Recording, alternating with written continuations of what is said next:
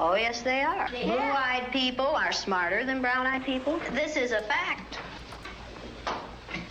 The brown-eyed people do not get to use the drinking fountain. You'll have to use the paper cups. You brown-eyed people are not to play with the blue-eyed people on the playground. Well, the brown-eyed people in this room today are going to wear collars so that we can tell from a distance what color your eyes are. You ready, Laurie? Brown-eyed. She's a brown-eyed. You'll begin to notice She's today a that we brown-eyed. spend a great deal of time waiting for brown-eyed people. I don't see the yardstick, do you? It's probably over there.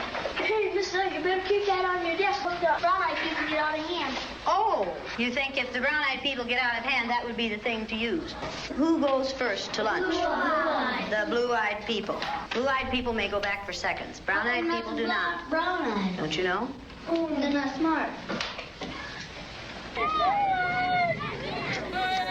They're not smart. It seemed like when we were down on the bottom, everything bad was happening to us. The way they treated you, you felt like you didn't even want to try to do anything. It seemed like Mrs. Elliot was taking our best friends away from us. What happened at recess? Were two of you boys fighting? Russell called me names and I hit him in the gut. What did he call you? Brown eyes. Wow. Call us that. Yeah. This changed me. Call us brown eyes. What's wrong with being called brown-eyed? It means that we're stupider. I watched what had been marvelous, cooperative, wonderful, thoughtful children turn into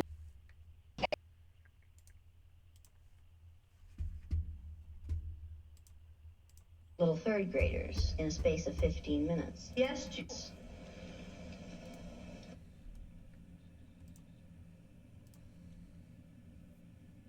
Jane Elliott, Blue Eyes, Brown Eyes experiment. Let's look and see if we can get a better version.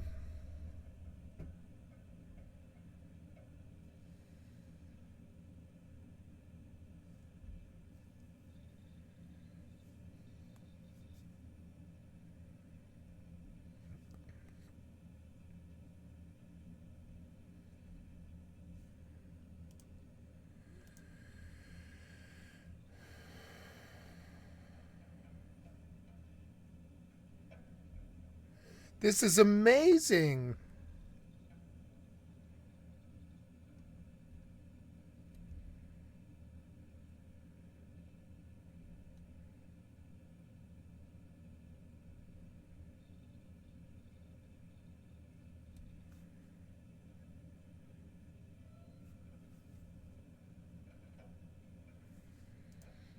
Who is Jane Elliott?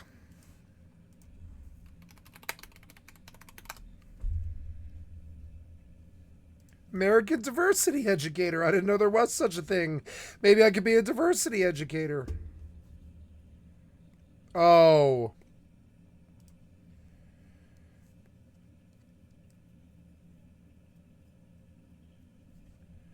Wow, she did this. Cool. She made an actual argument against racism to stupid people.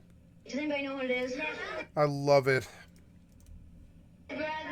National Brotherhood Week. What's brotherhood? Treat everyone as though he was your brother. And is there anyone in this United States that we do not treat as our brothers?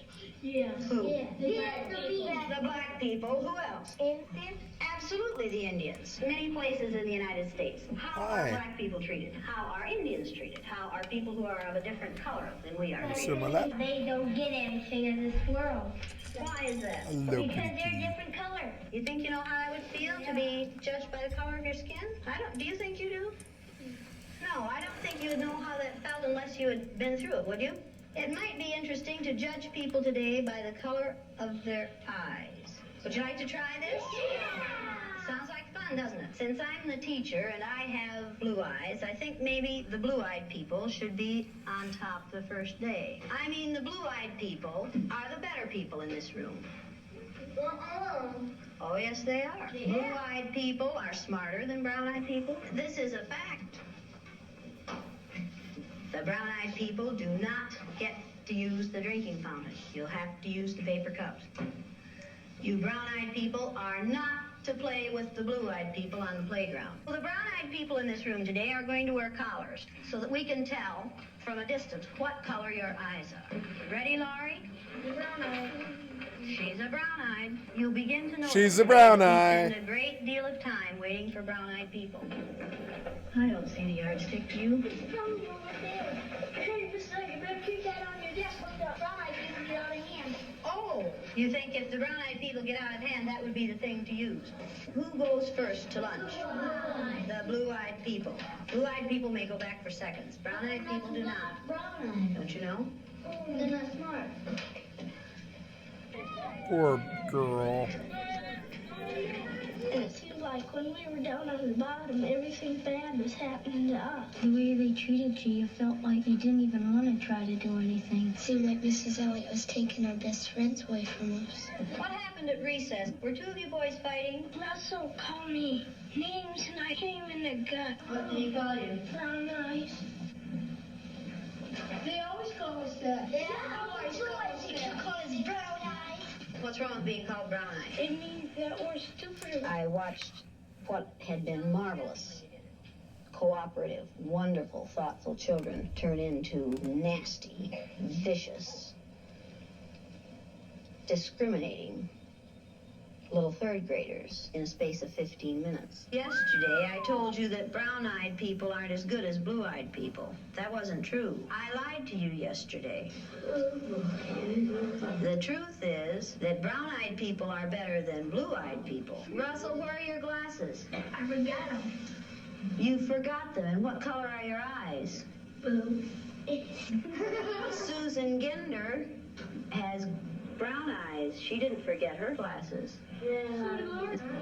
Russell Ring has blue eyes, and what about his glasses? He forgot them. He forgot them. Yesterday we were visiting, and Greg said, "Boy, I like to hit my little sister as hard as I can. That's fun." What does that tell you about blue-eyed people? They're naughty. The brown-eyed people may take off their collars, and each of you may put your collar on a blue-eyed person. The brown-eyed people That girl's like, yes. of recess. You blue-eyed people are not. That girl's like, I get to discriminate and be a shithead. Finally, they've been so mean to me. On the playground equipment. So racism isn't about difference. We're all the same. It's only power. That's it. It's only power in whoever thinks they're the best. You blue-eyed people are not to play with the brown-eyed people. Brown-eyed people are better than blue-eyed people. They're smarter than blue-eyed people. And if you don't believe it, look at Brian. I use Orton Gillingham Phonics. We use the card pack. The brown-eyed children were in the low class the first day, and it took them 5.5 minutes to get through the card pack. The second day, it took them 2.5 minutes. The only thing that had changed was the fact that now they were superior people. You went faster than I ever had anyone go through the card pack. Why? So, and on top of it, the empowerment that they feel actually gives them powers. It's like, what? Oh, you like feel superior, so you start like really trying harder. Like, we got to do harder because we're better than them. Couldn't you get them yesterday? We had the collars on. You think the collars kept you? We just keep thinking about those collars. Oh, and you couldn't think as well with the collars on. 4 minutes and 18 seconds. How long did it take you yesterday? 3 minutes. 3 minutes. How long did it take you today? 4 minutes and 18 seconds. What happened? One down. What were you thinking of? This. I hate today. How do you do? I hate too. Because I'm blue-eyed. See, I am too. There's nothing, it's not funny, it's not fun, it's not pleasant. This is a filthy, nasty word called discrimination. We're treating people a certain way because they are different from the rest of us. But they're not. But they're not. They're not. They've never We been. didn't say this was going to be a fair day, did we? No. And it isn't. It's a horrid day. Okay, you ready? What did you people who are wearing blue collars now find out today? I know what they felt like yesterday. I did too. How did they feel yesterday? Down. Like a dog on a leash. Yeah.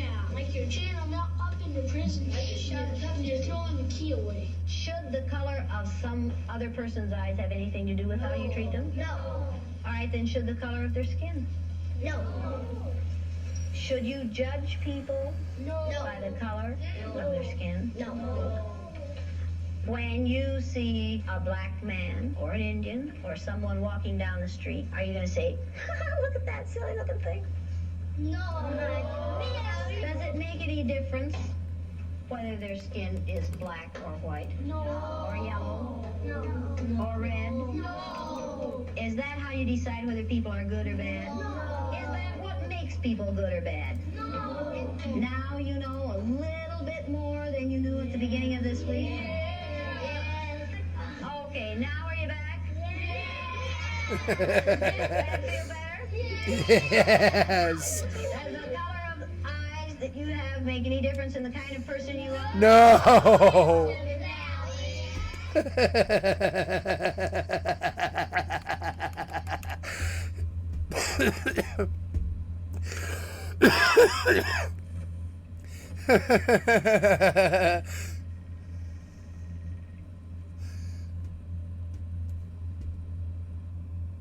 I'm gonna send an email.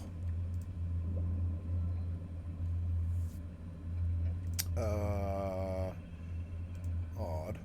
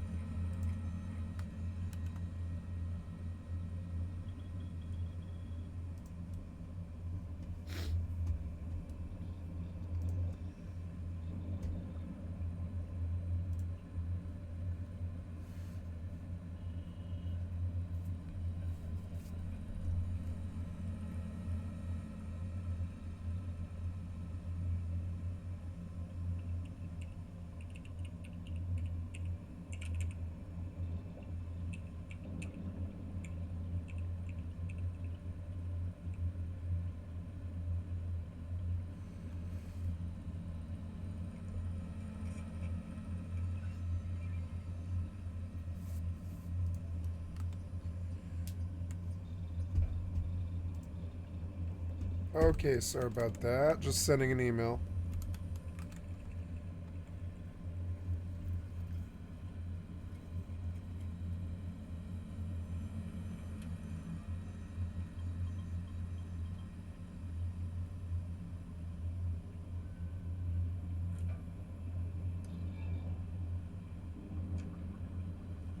Yeah, I'm gonna send this to some people.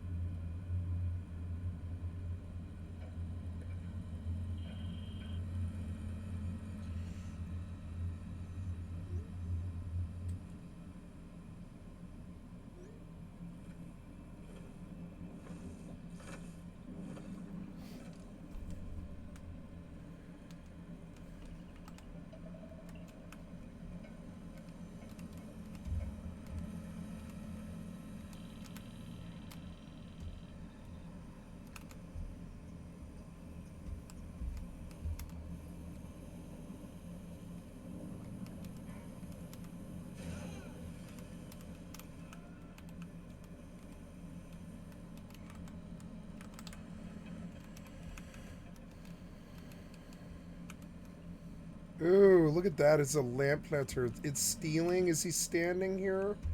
He is standing here. Look how cool that thing is. I want that. It has like moving stuff in it, I think. Lamp planter. I want that. Can I steal it without him seeing?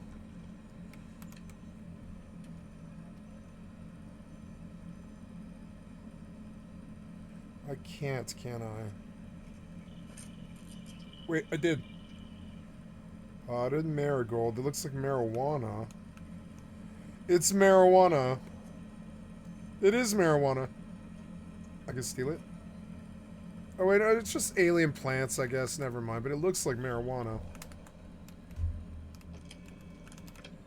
Amati Station Terminal. Mysterious animal deaths.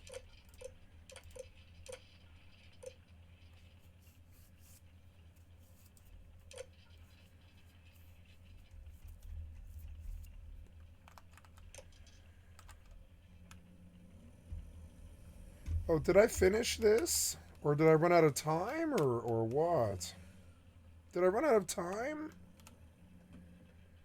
Wait. Yeah, I either ran out of time or I did what I needed to do.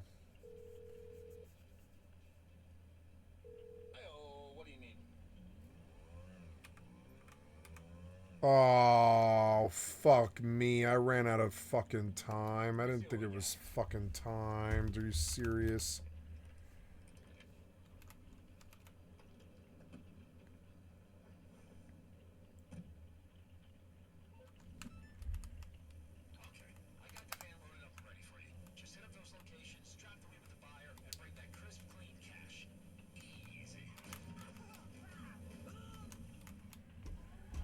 Fuck. I have to do this all over again. It's timed, I guess. I didn't think this was timed. It took like half an hour. Man, I did all those checkpoints or whatever it was. You timed this? I hate your timed missions. Fucking time missions are so dumb. If you're gonna time these missions, I'm not gonna fucking do the weed house. I don't care. What was this, man? You timed the mission and I lost it? And I spent more than a half an hour, I guess. I don't like this mission. I don't think I want it to take this time. For me, I'm going to get out of this. Yeah, I'm like learning that they really steal time sometimes. And to just avoid those, like fucking cancer. This is cancerous. I don't want to drive a van around and take forever, take like 20 minutes and then time out because I fucking go play some other game because it's boring. I have 36 mil. I want to find a wharf. Can you show me where they are? I wish you would show me a wharf. Oh, now you're saving.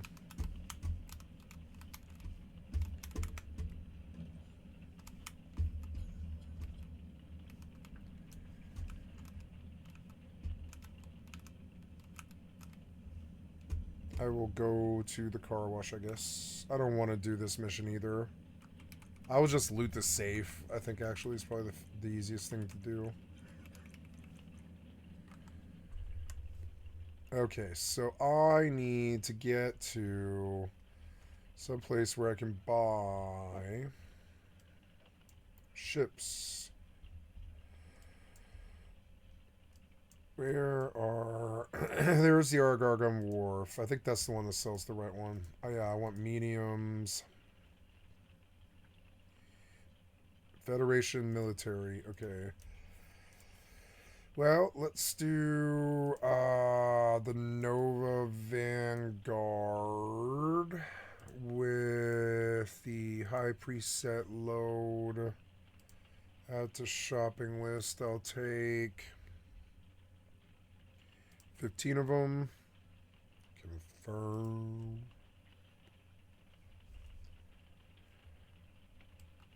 Cool. And I got ships, combat ships coming, and I'm going to set all 15 of them to patrol.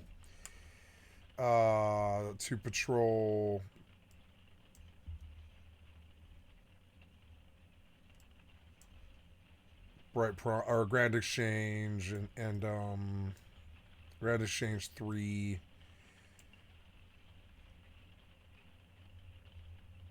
Grand Exchange 1, Grand Exchange 3, and Grand Exchange 4.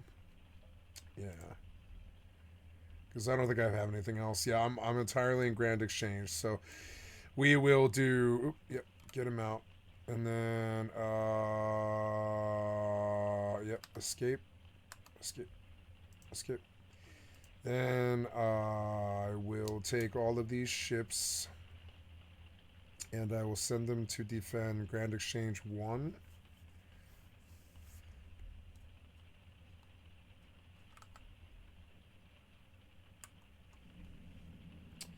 Preferences, I will go back now to loot the...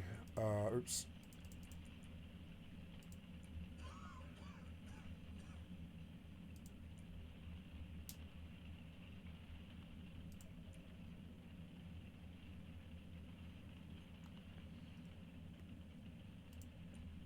I suppose the freak shop is something I could do. I probably need to get acid stuff going.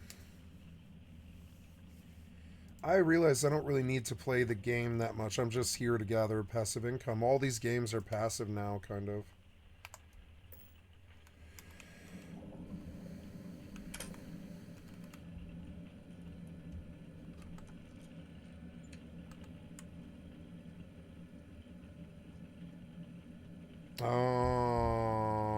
I want to find...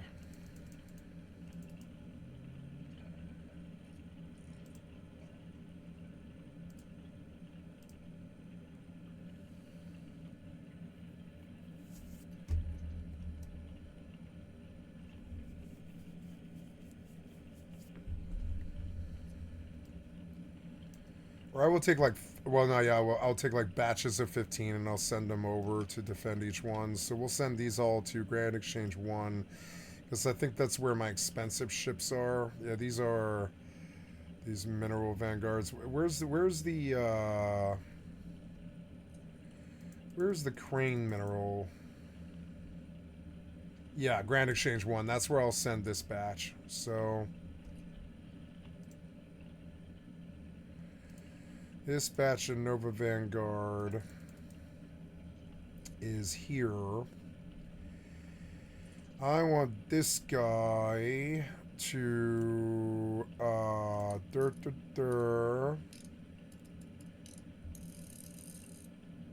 want you to patrol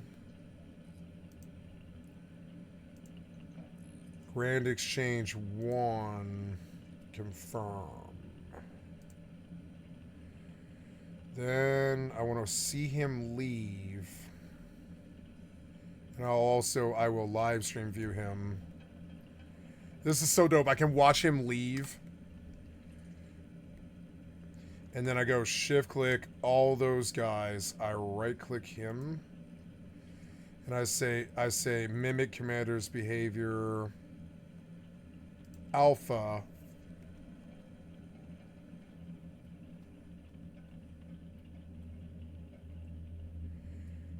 And they'll all begin to depart.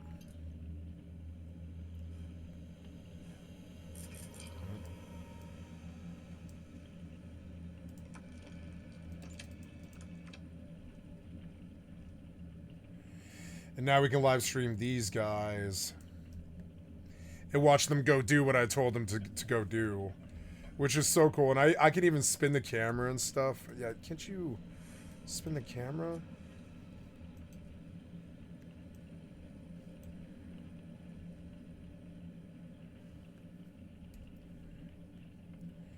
There, look how cool it is. And like, these are the guys I just sent. We're gonna go see where they go.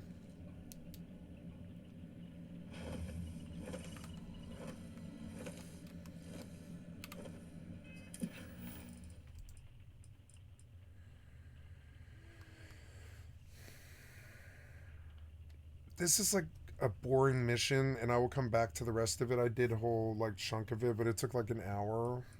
I don't want to do this. I don't want to do this survey quest. I don't like survey. So Discord.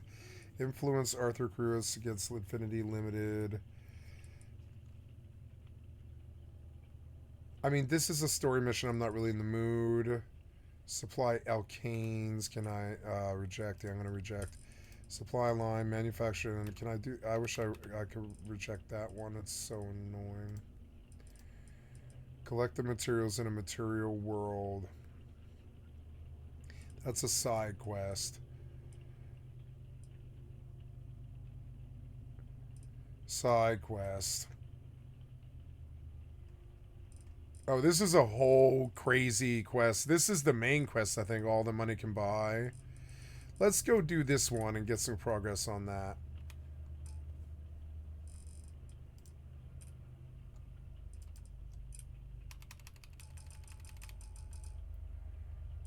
It won't show me where to go. And I don't know why, and that's probably why I can't. Excuse me. Wow, there's a lot of watchtower arrays. That's something I need to do. I guess I could do a watchtower array.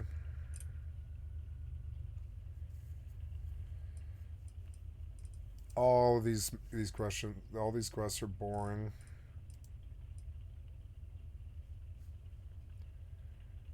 Geophysics, I don't want to do that one.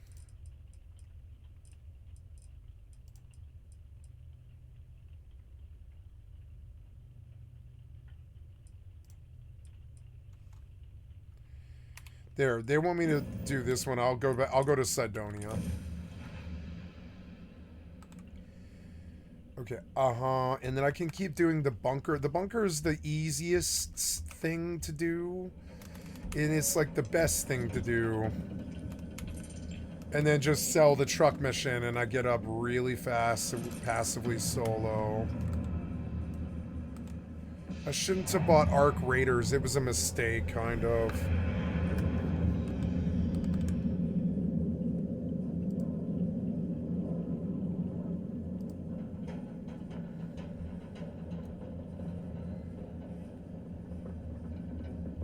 I photographed Hillary Clinton and it was awful.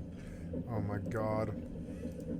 And over again, people start to be like, well, what the fuck, that can't be true. Then why are you saying that every blue-eyed person is bigoted, and every blue-eyed person is lazy, and every blue-eyed person is bad? And then all of a sudden it starts to, click in people's heads how ridiculous this entire concept is. Like, there's no such thing as white people in the sense that all white people, doesn't matter where you come from, are all the same. They're all the same group. They're all going to have the same genetics. They're all going to have the same predispositions towards certain diseases. They're all going to have the same... No, different people from different demographics, different areas. We're talking about character attributes. We're talking about skin color.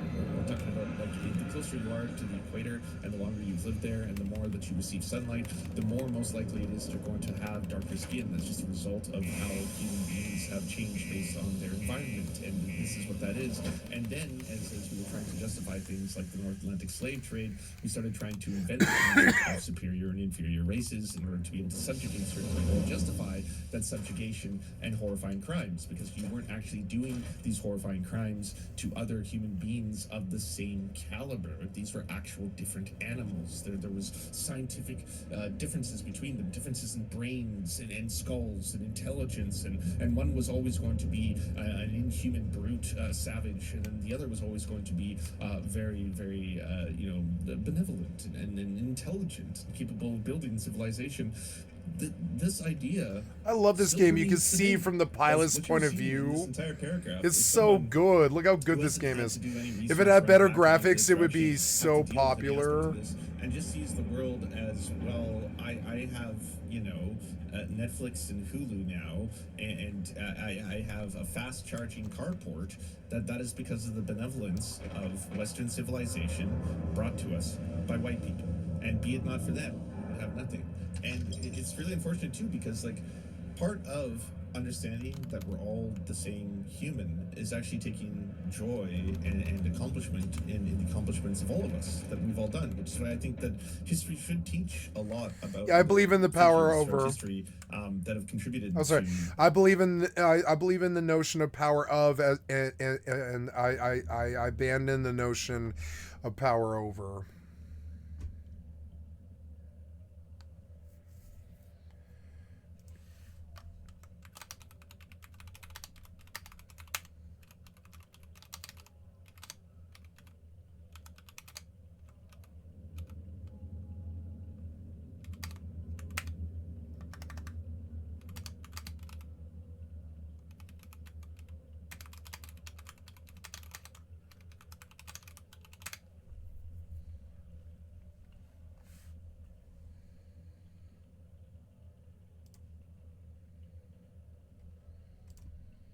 modern civilization as we know it.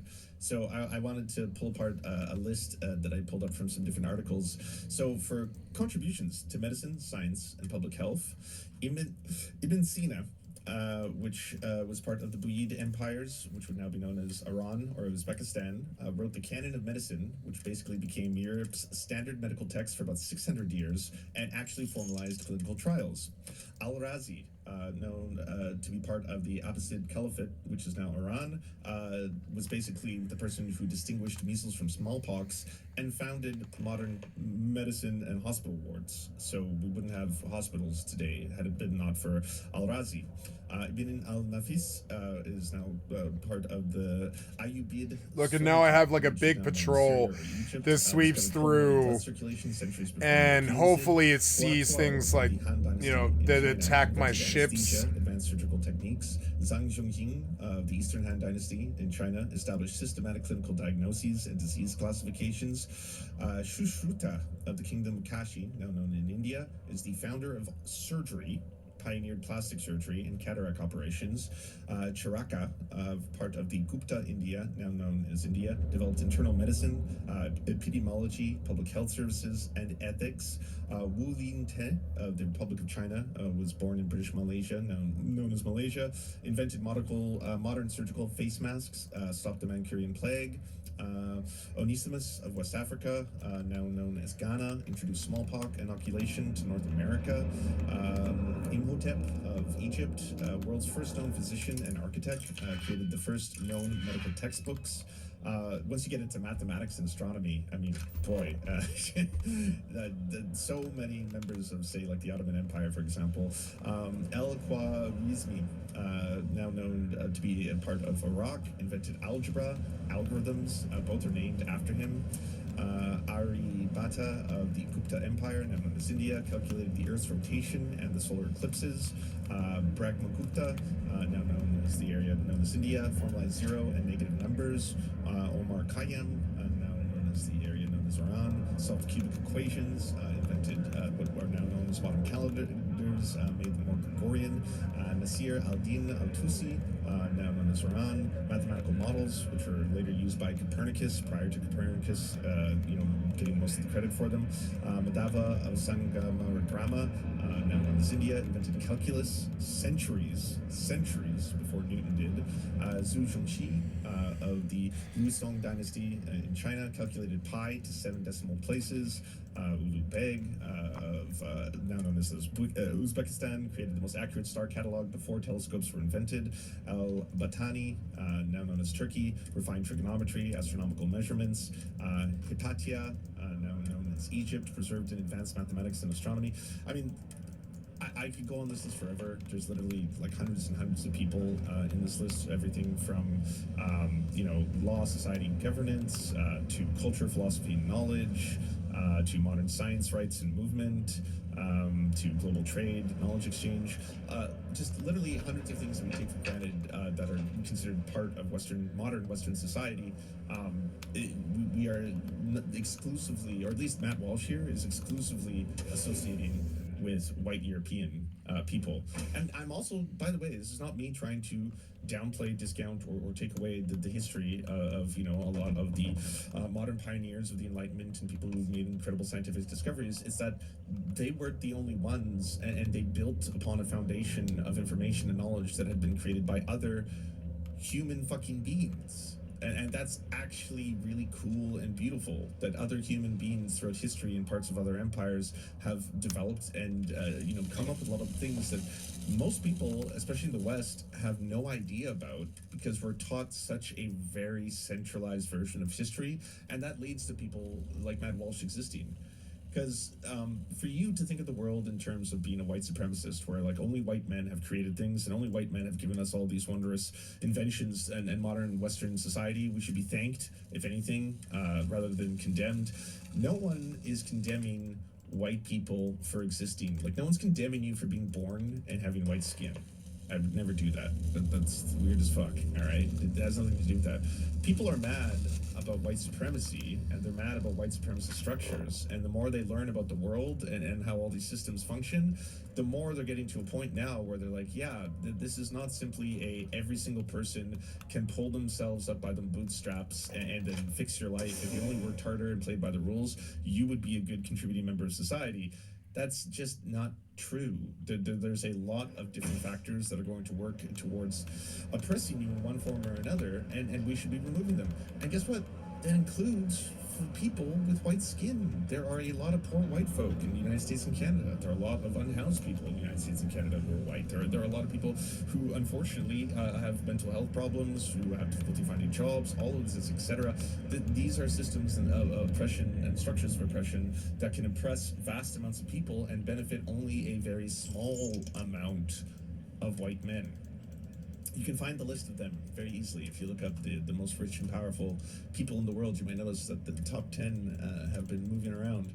Matt Walsh never used to be this way, by the way. He's increased. He's actually trying to attack the Nick Fuentes side of the internet. One of these days, you're going to grow up and become a man. And when you do, you're going to look back with remorse and embarrassment on the time you spent advocating white supremacy and crying on the internet when someone criticizes bigotry and mass murder.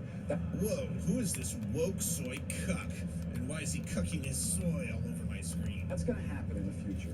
You're going to look back on yourself using phrases like race traitor, and you're going to be so embarrassed. Race traitor. And you're going to go out begging for forgiveness. Fuentes and his people, they represent a dying, thank God, a dying ideology. The problem is, as that ideology dies, as that worldview dies, it apparently is determined to take out as many innocent people with it as it can. So the opposite happened, and Matt Walsh became that ideology. Yeah, Nick Fuentes became more popular than ever, despite all the strange, and Matt Walsh tried to become more like Nick Fuentes. Shoe on Ahead is quite mad about this article that just came out, talking about how white people are actually suffering in a lot of different industries. Incredible stuff. We all knew this was happening, but to see it written out in detail like this is wild.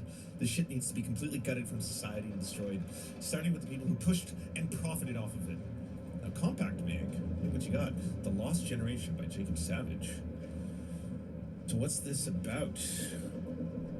This was the moment our careers were supposed to take off. We put in our time, I'd been tutoring SATs and reselling tickets to make sure ends meet while I wrote, and 5 years seemed par for the course based on the slit, the older guys we knew who'd made it, but of course by 2016 we were already too late.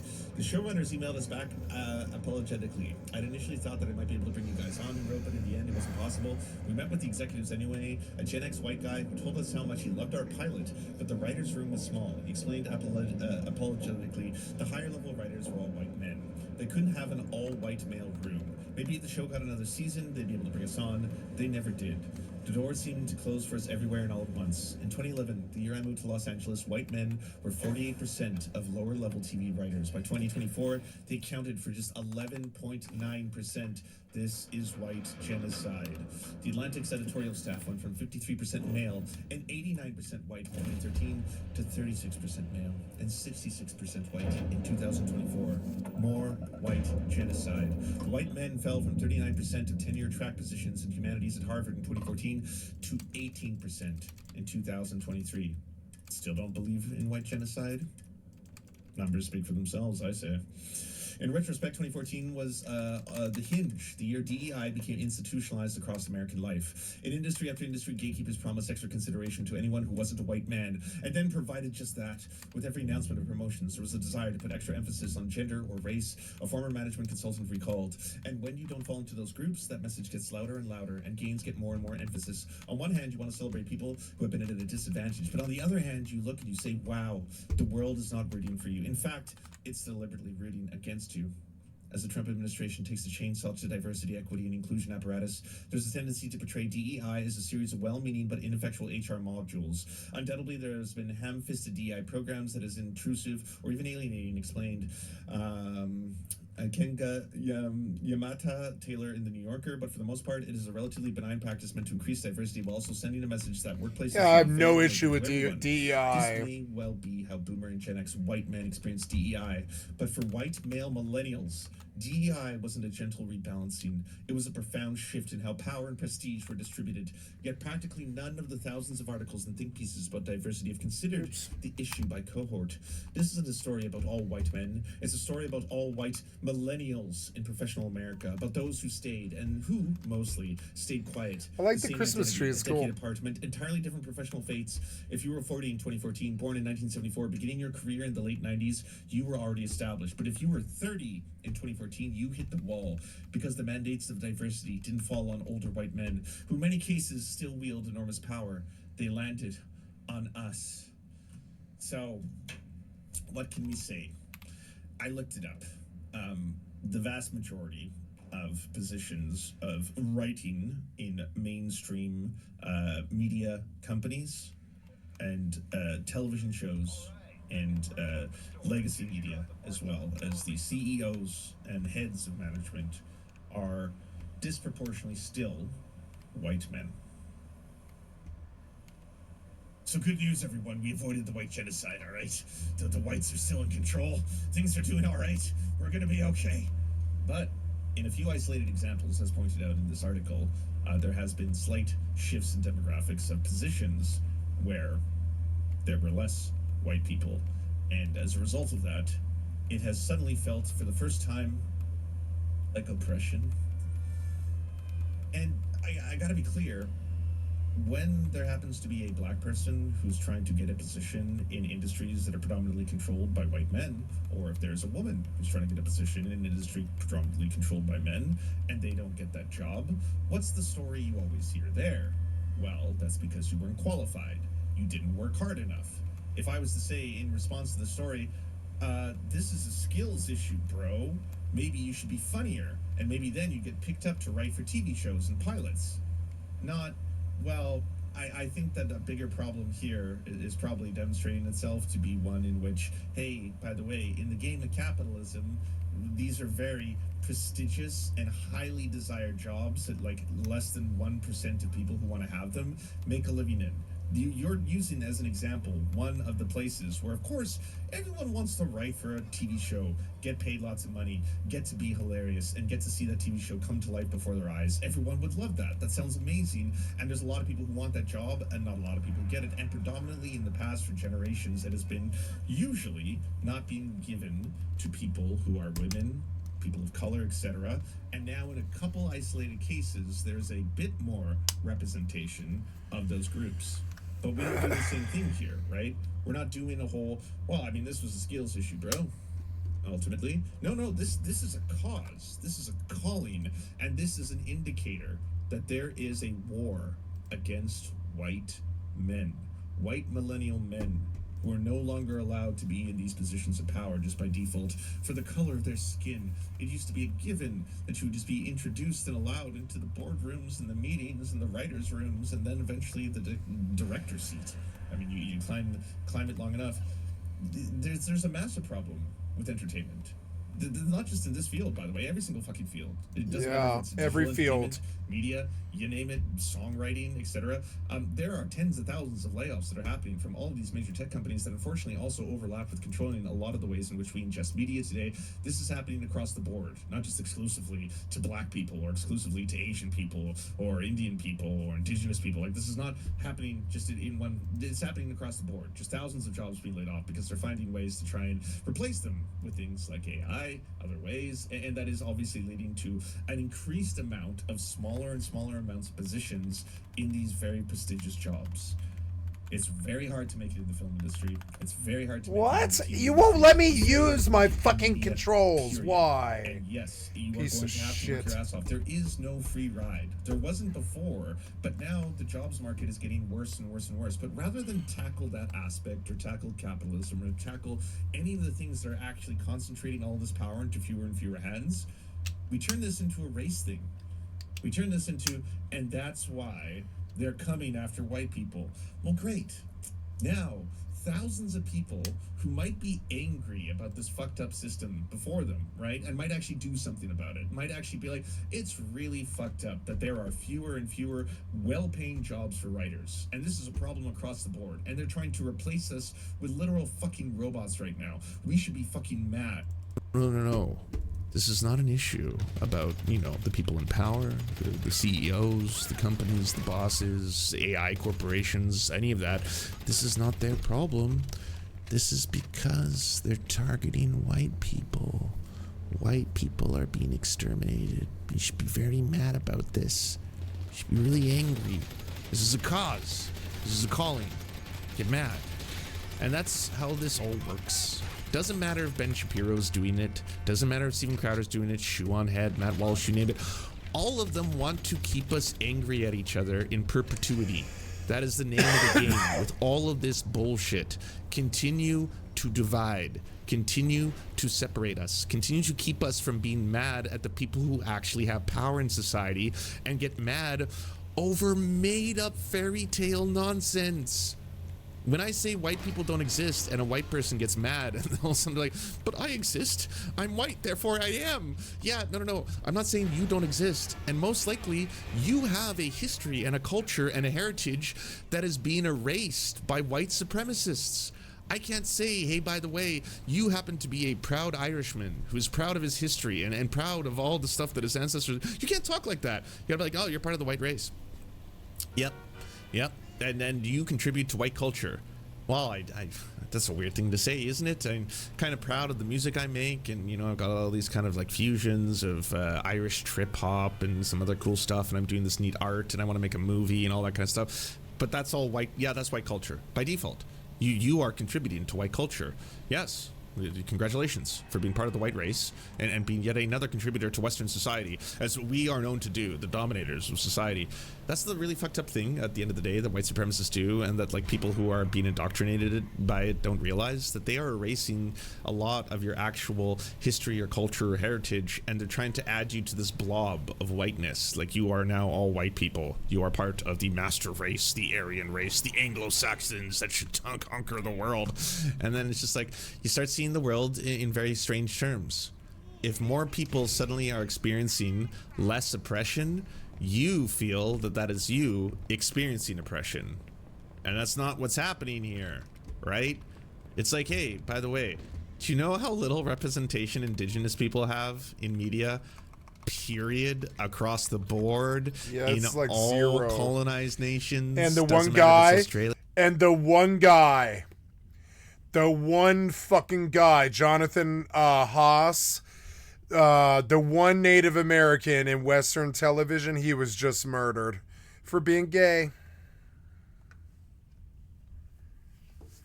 And I just don't like that. I don't like what we've become. I don't. Australia, New Zealand, the USA, Canada, how much they actually have in terms of representation. Not just representation. What about the higher levels? What about some of the people on the boards of directors, the CEOs? What about the owners of the studios? How much representation do indigenous people have? And then you start to realize, wow. And then if a writer's room hired one indigenous person, because they had an all-white writer's room before, but they hired one indigenous person onto the board in order to simply be like, hey, by the way, we want to have some diversity of opinions, and we are going to be doing some segments, maybe some comedy sketches on, say, colonization. It'd be nice to have someone who give us a different voice, per se. Suddenly it's, but that means that one person replaced the white person. Because a white millennial man, could have been hired for that position, but instead you've given it to an indigenous person simply because they're indigenous, not because they were funny, not because they had a good script, not because they had actually talent, but you're doing it because of DEI. And this is why DEI is racist and effectively trying to eliminate and exterminate the white race.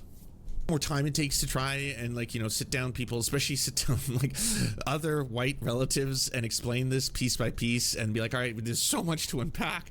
All right, so let me begin. I don't know. I got to tell you about the intersection between capitalism and the North Atlantic slave trade. No, this will make sense. Trust me. Just listen for a couple seconds. Look, I got to tell you about Jim Crow. I got to tell you about red light. No, the people are going to be like, I don't care. Look, at the end of the day, all I think is that people should be hired based on their merit. Is that controversial? What, does that make me a Nazi to say people should be hired based on their merit? That people should be hired if they're the most qualified for the positions that they've earned? Right. I'm not here to disprove and contest meritocracy. Lord knows, you know, there are people every day who are hired purely based on their skills. I mean, Barry Weiss. Barry Weiss is a really good example of meritocracy in action. But be it not for her incredible talent, she would not have the position that she has. And many people deserve to have those positions. But it is weird, right, that if you actually start to study this stuff, the thing you're saying is happening is not happening. There is not an extermination of the white race. White people are not intentionally being targeted so they can never have another job, and white millennial men specifically are not part of a demographic that are being shunned and closed the doors to in every single possible capacity. And honestly, if this was another group, we would be saying do better. If this was any other group, that's just the response. The same people who talk about meritocracy all day, they would be saying do better. If you didn't get a job, you should have worked harder. You should have had a better resume. You should have volunteered more. You should have put in more hours. You should have gotten a position that might not make you a lot of money, but you climbed the fucking ladder. That's how people do it. It takes a lot of hard work, okay? You have to take sacrifices. You have to put up with, yes, there's going to be, I'm sorry, a certain degree of sexual harassment if you're a woman in the workplace that you gotta tolerate because these are boys clubs, all right? And you want to climb the ladder of the boys clubs. You want to get to the top, honey? Well, then you gotta put on some makeup. You gotta smile more, and you gotta deal with the fact that, yeah, there might be a little light sexual harassment or maybe some heavy stuff going on, but at the end of the day, this is the workplace, okay? And the people who can do it, I'm going to use them as a prop for all time. I'm going to be like, hey, this person did it despite the fact that they weren't white or a man, so you can do it too, right? So there are some examples that we can use in perpetuity to prove that there's exceptions to the rule. Marigold. So, to our patrons for making this show possible. We could not fund it without you, and if you want to join, please check out Patreon. I like this guy. He's fucking good. I got a new streamer. A new YouTuber. Let's do another one. yeah, I didn't really know much about this person outside of them just being like a massive Asmongold fan.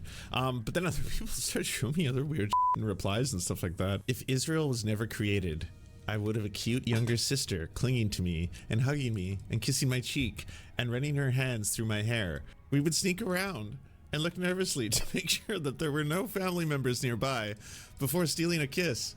I don't speak Nazi, so I have no idea what the fuck this is about. But it sounds like you really want to have incest with a ghost relative that does not exist. Which again is like a level of weird I didn't know was possible. How are there humans like this? What? Someone sent me this Blue Sky message the other day, and the message goes along the lines of, when they say they're massive fucking losers, believe them. And I was like, who could this be?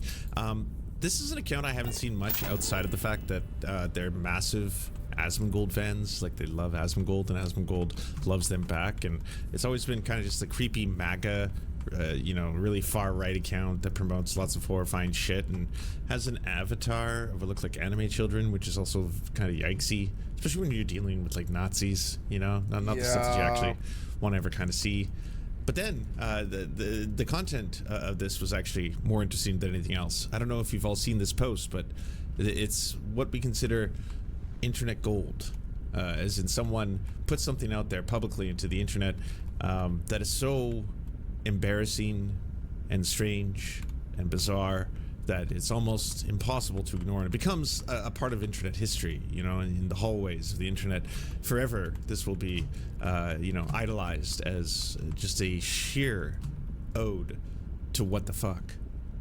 Quote, having sex, read, getting laid, getting that pussy is the easiest thing in the world. I could make a dating app profile and lose my virginity by dinner time. But very few people alive have ever actually had sex. They performed a social ritual, sort of like a hazing. They've slapped their damp, clammy body against one another, or sorry, another damp, clammy body, like the wriggling of a suffocating fish. Maybe, possibly, their tongue came into contact with another tongue during the process. It doesn't even sound enjoyable or enviable. They've never made love. They've never experienced passion, or tried to melt into another human being. To be crude, for a moment. Oh, now it's getting crude. No, okay. It sounds like it's more or less the equivalent of a salaryman dipping into the bathroom and having a 30-second wank, simply so that he can more easily concentrate on whichever set of numbers he's currently moving from one column of an Excel sheet to another. What? You were watching The Wolf of Wall Street, weren't you? Yeah. I think you were watching The Wolf of Wall Street and you saw the dinner scene. Yeah, and you know, where they're doing the speech and doing this stuff. Your entire life is television or movies or whatever. Gotta get those numbers up. Those rookie numbers. Yeah.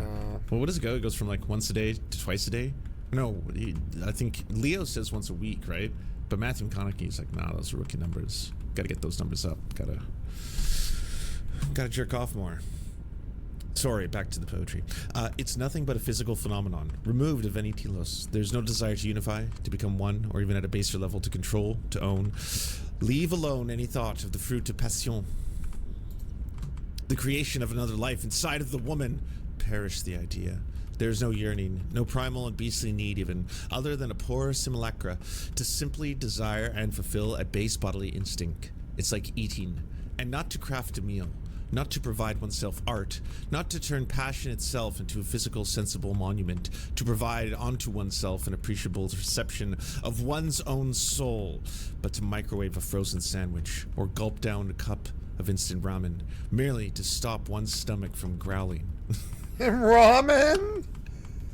So, a couple notes. All right. First off, I think it's a troll, darling, that someone woke up. I think it's a troll, and you're falling for to it. try and tell people who have had sex what real sex is like.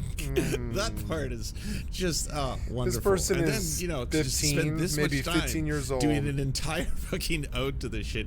You don't know what true sex could be. Do you know what any sex could be at all, ever? Like, I think you have some really weird idea in your head that it's got to be one of two extremes, right?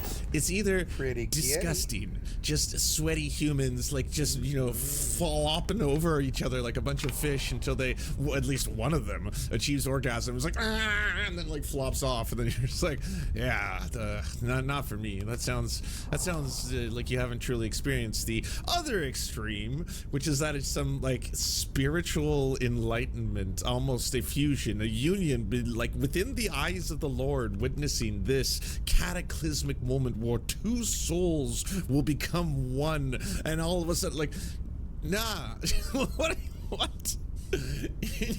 In your head, you got these really weird versions of it. I mean, if nothing else, feel kind of sad for the poster, because it's like, at a certain point, you know, I hope you experience and enjoy, you know, enthusiastic consensual sex with somebody else.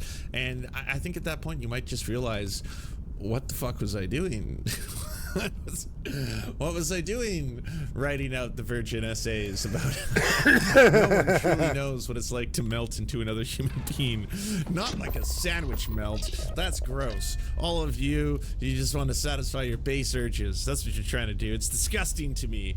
I think of sex, of what it could truly be. And then at the end, it's like, why'd you have to get weird about this whole thing? All of a sudden it's like, to creation of another life inside of the woman, perish the idea. You can choose. You can have sex for pleasure. You can also have sex for procreation, or all three. Yeah, you could have it all. I don't understand what the issue is here. Why don't you think of it when you're having sex with a woman about how you are fertilizing her, or the potential to do so? I'm almost finished. Oh, yes. We live in a world of walking stomachs, Alex and all, and most of it is nothing but glorified prostitution. Anyways, even within most marriages which occur today, Pierce's wife says that she wears the trousers in the family, so perhaps the dynamic is simply turned the other way, and Pierce is sort of like a gigolo. Maybe he's even too stupid to realize that's all he is, but all that he's ever provided to the world is nothing more than a vulgar commentary of one I didn't really know much about this person outside of them just being like a massive Asmongold fan. But then other people start showing me other weird shit in replies and stuff like that. If Israel was never created, I would have a cute younger sister clinging to me and hugging me and kissing my cheek and running her hands through my hair. And all of the family visiting us for Christmas would make remarks about how close we've grown since they last saw us. We would sneak around and look nervously to make sure that there were no family members nearby before stealing a kiss. What?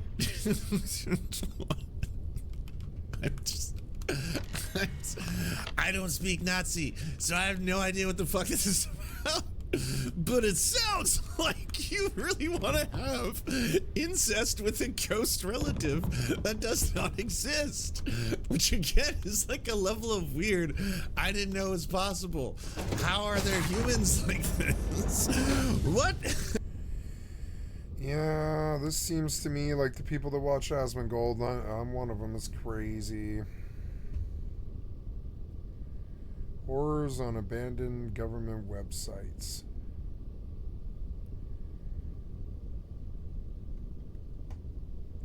I reached the end of the list that I made at the beginning of the fucking session 12 or 14 hours later. It takes so long.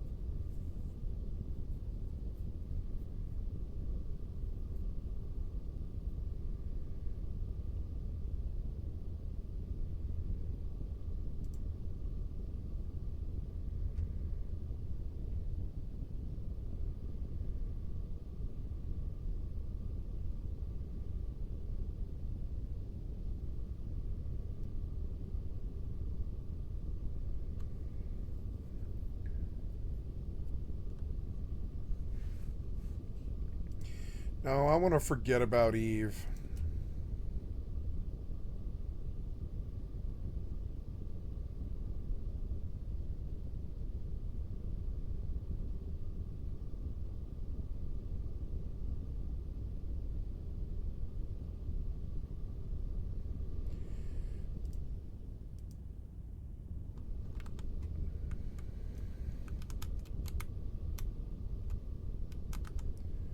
Look at all that crap. I could just take that. Well, then take all that if I can just take it. Shit. Get out of my way, you idiot. Why did you go in front of me, you idiot? Do they care? Well, then fuck it. I'll just take it if it's free money. Yeah.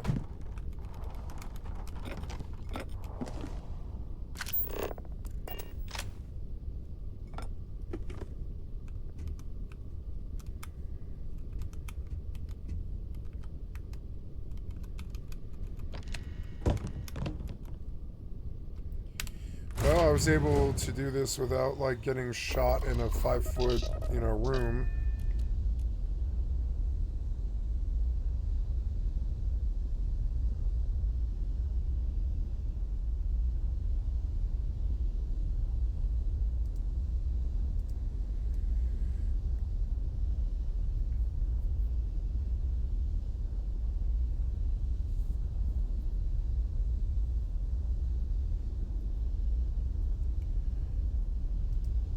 Damn, there's a lot of good stuff. I wonder, can I just, like, keep this list going? Save this list to watch later.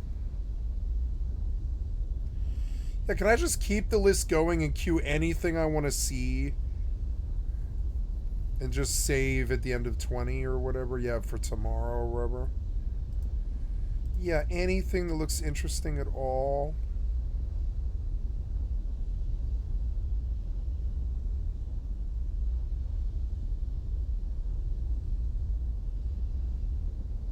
God's hypocrite.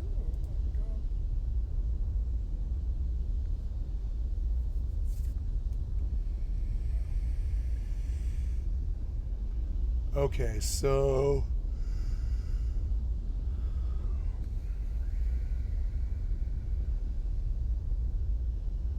yeah, this sounds fun. I'm not giving my money to some illegal immigrant. English is the capital of America. You got a free phone. English is the capital of America. Racist bigots have really been letting their freak flags fly ever since Donald Trump came back into office, but one by one they're learning the hard way that they're not able to get away with racism just because Donald Trump can.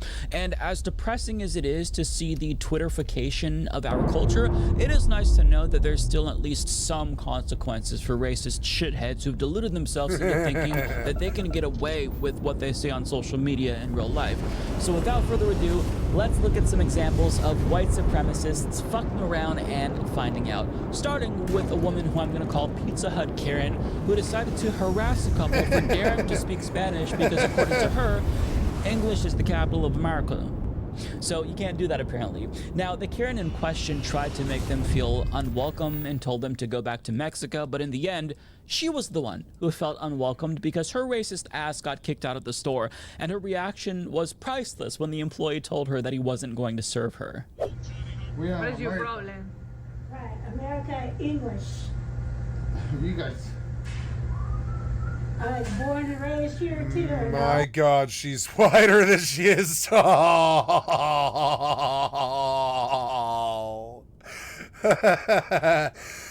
Roll it in flour. Look for the wet spot. I'm sorry. All I speak is English. I'm bilingual, so I speak Spanish. So, okay, I was a caretaker for a lady who looked exactly like this, who rolled around in a rascal, but she was the kindest, sweetest little lady that you'd ever fucking meet, and she was the salt of the earth, and she came from the lower class, and she worked her way up, and she was proud of her son, and her only foibles were food and cigarettes. And I would say the fat was really the only issue with her, really. Besides that, she was also a hoarder because she wasn't totally poor. She like, she worked all her life, so she bought a lot of stuff, but she wasn't rich either. Because she would stuff her crappy house, And eventually they condemned that house, and I know because it's down the street from my best friend, and and her son is one of my other best friends, though he was a lot younger than us. I think. Yeah, he was a lot younger than us, yeah.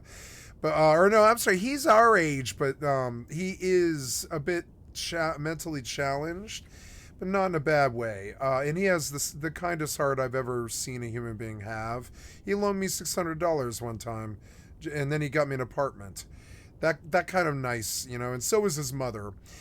And it's weird because I've seen both sides of this form of human being.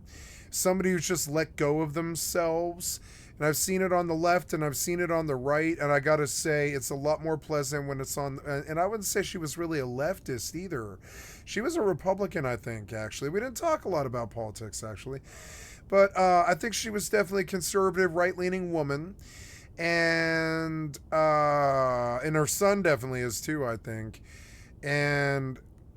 but that never ever came up in our lives. I knew them I was with them for years as a personal caretaker, and over 20 years, I don't think politics came up. I don't think either one of them were very smart, and I don't think politics kind of came into it for them.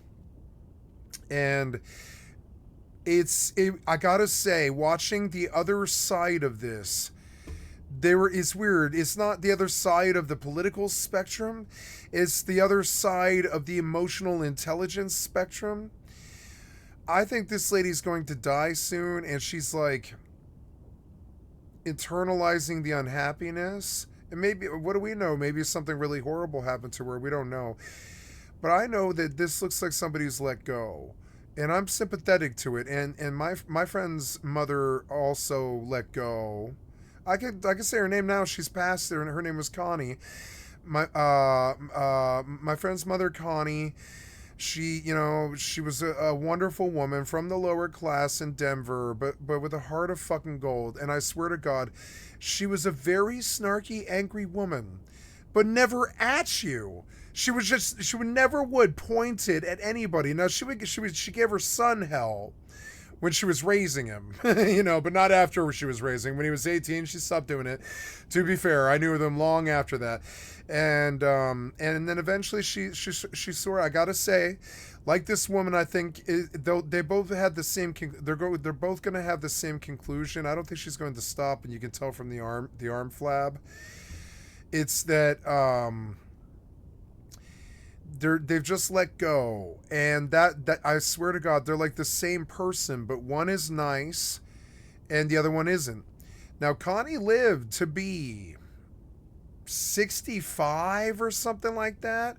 This lady strikes me as about maybe 48, something like that. Not that much older than me, maybe 5 years older than me or something. 6, 7, 10, maybe. She's somewhere around 48 to 54. And I don't think she's going to live as long as my friend Connie did. I think she's going to die probably between 54 and 60. Now, Connie made it to 65 or 68. She was a pretty old lady by then. She really related to me because my mother was her age and they were born in the late 40s and stuff. I don't know what year. I just don't have an interest in saying. And you know, and we were both born around like the early 80s, and so we were all raised on the same stuff and everything, and we could relate to each other really well because she was raising a son the same age as me. My mother was raising a son, you know, my age, and so you know, family wise, like, you know, single mothers, sons, we got along great. We understood each other pretty well and stuff, and I really loved his mother. She had a heart of fucking gold, and she taught me a lot about how being nice, always, just always. You know, and there's other people in my life like that. My aunt is like that. Connie was like that before she passed, and I hate to say this, but she smoked herself to death, and she ate herself to death. And towards the end there, in the last year, they would like, and her son got fat too. He got to be about 400 pounds, something. Yeah, 450 maybe. He got really big. I'm talking big. Not this big, but pretty big like this. And he didn't have the armpit flab ever, but he definitely was fucking big. Bigger than me. And I you know, I got to 380. I think he got to like 450, something like that. And this was because their only foible was food. Both of them were foodies. My mother's a foodie, and I think it's a terrible addiction. Look at what it does to your body if you let yourself go. And it happened to me, but it only happened to me because I got a deep vein thrombosis and also a shattered clavicle from when I was skinny and doing drugs, and I smacked the pavement on a fucking moped. And so they told me, they're like, you can't move for probably 4 or 5 months. You have to do rehab, physical rehab, and it sucks so bad. I did physical rehab, and I still remember how painful it was. It was so fucking terrible. And it's just to get my shoulder to even work again. For a time, I couldn't use my left shoulder. It was so fucked up, and I still have the scar. If you want to see it, it's right there. I got a giant-ass scar. You can see it. It goes all down my shoulder and shit. And, anyways, and then, like, I don't know, 3-4 months into that, I got a deep vein thrombosis in my left thigh. And I was a meth addict, and between so after, like, when I was on meth, I would only ever do a few hits, and it would make me hungry after a little while. Probably about 5-6 hours later, you get pretty fucking hungry for some reason. But it's not like it's weed, really, and it's really disgusting to eat when you're on meth. It's fucking disgusting. You eat it, and you're like, oh, I'm gonna eat this because I need it, but I don't want to. It's disgusting, right? It really does turn your stomach when you eat. And it's a weird, strong drug like that. It turns your fucking stomach like that. Or at least me. For me, I could eat, but it took me many years, like probably about fucking 5 years, before I was able to eat on meth, because it was like fucking, it still sort of turns my stomach when I think of it. And so, and heroin's the same way. Well, heroin's not the same way. You get used to getting hungry on heroin, but you don't get used to getting hungry on meth. You go for days without eating. That's why they get all skinny and stuff. But anyways, Connie was so nice, and I think she probably clocked, I bet she'll clock 15 more years than this lady, because her golden heart. Oh yeah, now I remember I was talking about her last like year. They were going out. I knew they were. They were like up late, both of them, watching television, doing nothing, sitting on their beds probably, lying on their beds probably. I know they were in that hoarder house of theirs. And I've never been in that house, but my best friend has. They never did permit me to step in their house. I've known her son 28 years, something like that. I never did step foot in that house, even after he sold it. I never did step foot in that house. I'm intensely curious to know what was inside their hoarder house. I always thought it might be like some horror film. I really didn't know. I thought they might have bodies in there and stuff. I'm still intensely curious. For one thing, her son is like the most crazy horror fan that I can think of. And he owns every horror movie there is too. And I mean like every horror film. And he reads magazines and he has them send him VHS like videos of horror films that he hasn't seen yet. And he watches sometimes I think like one or two a day. It's something about it. I've never known somebody into more horror than him. And this scared me about him. I was like, what do I not know about you? Are you some crazy psycho killer? But no, after watching some horror films with him, no, I began to understand it really was like appreciation for the craft, because a bunch of the movies that he showed me really didn't have psycho killers. Like in any way or form. There wasn't all slasher flicks at all. Like horror spans this huge fucking like conceptual thing from sci-fi. It is like a blanket for all the other genres essentially. It's just meant to scare you, but you can do it in anything. You can do it. There's really great fantasy horror, horror fantasy. And he knew a lot of really crazy horror stuff, but he was also into something, I think it was called Tromo, which is like when you dump a bunch of blood and guts and gore and sex and you make it seem so over the fucking top that the audience is just laughing, doing stuff like really crazy stuff that when you watch it you're like, why am I watching this? It's disgusting. This is basically snuff porn or whatever.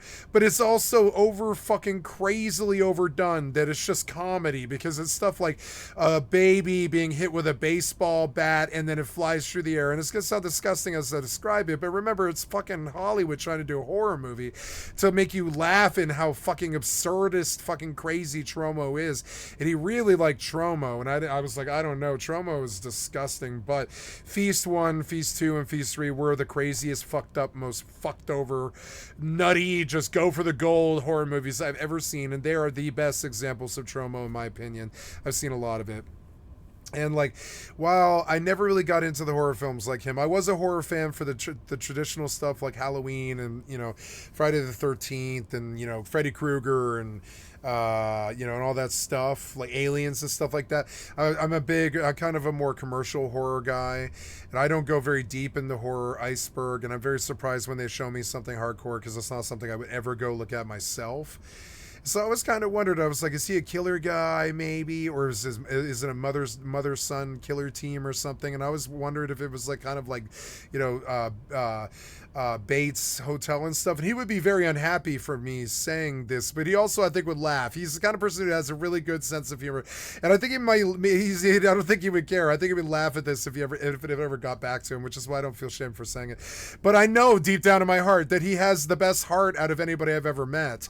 I know deep down. It's kind of crazy. He is mentally challenged, and he does like horror films and stuff, but he knows more about Mortal Kombat than I think fucking Ed Boon and Tobias know about Mortal Kombat. He's like a Mortal Kombat lore fiend, and these things endear him to me because he just comes by these things innocently, and he collects Mortal Kombat figurines, and I know one day he's going to be rich if he sells any of it. And he keeps, I don't know if he keeps it all, but if he sells any of that stuff he collects. He also has the biggest collection of band shirts I've ever known anybody to have. Probably $4,000 or $5,000 $20 band shirts that he bought from the thrift stores all over Denver with his mother. They would go on Saturdays and Sundays. They would get like 4 or 5 meals starting at like 10 in the morning.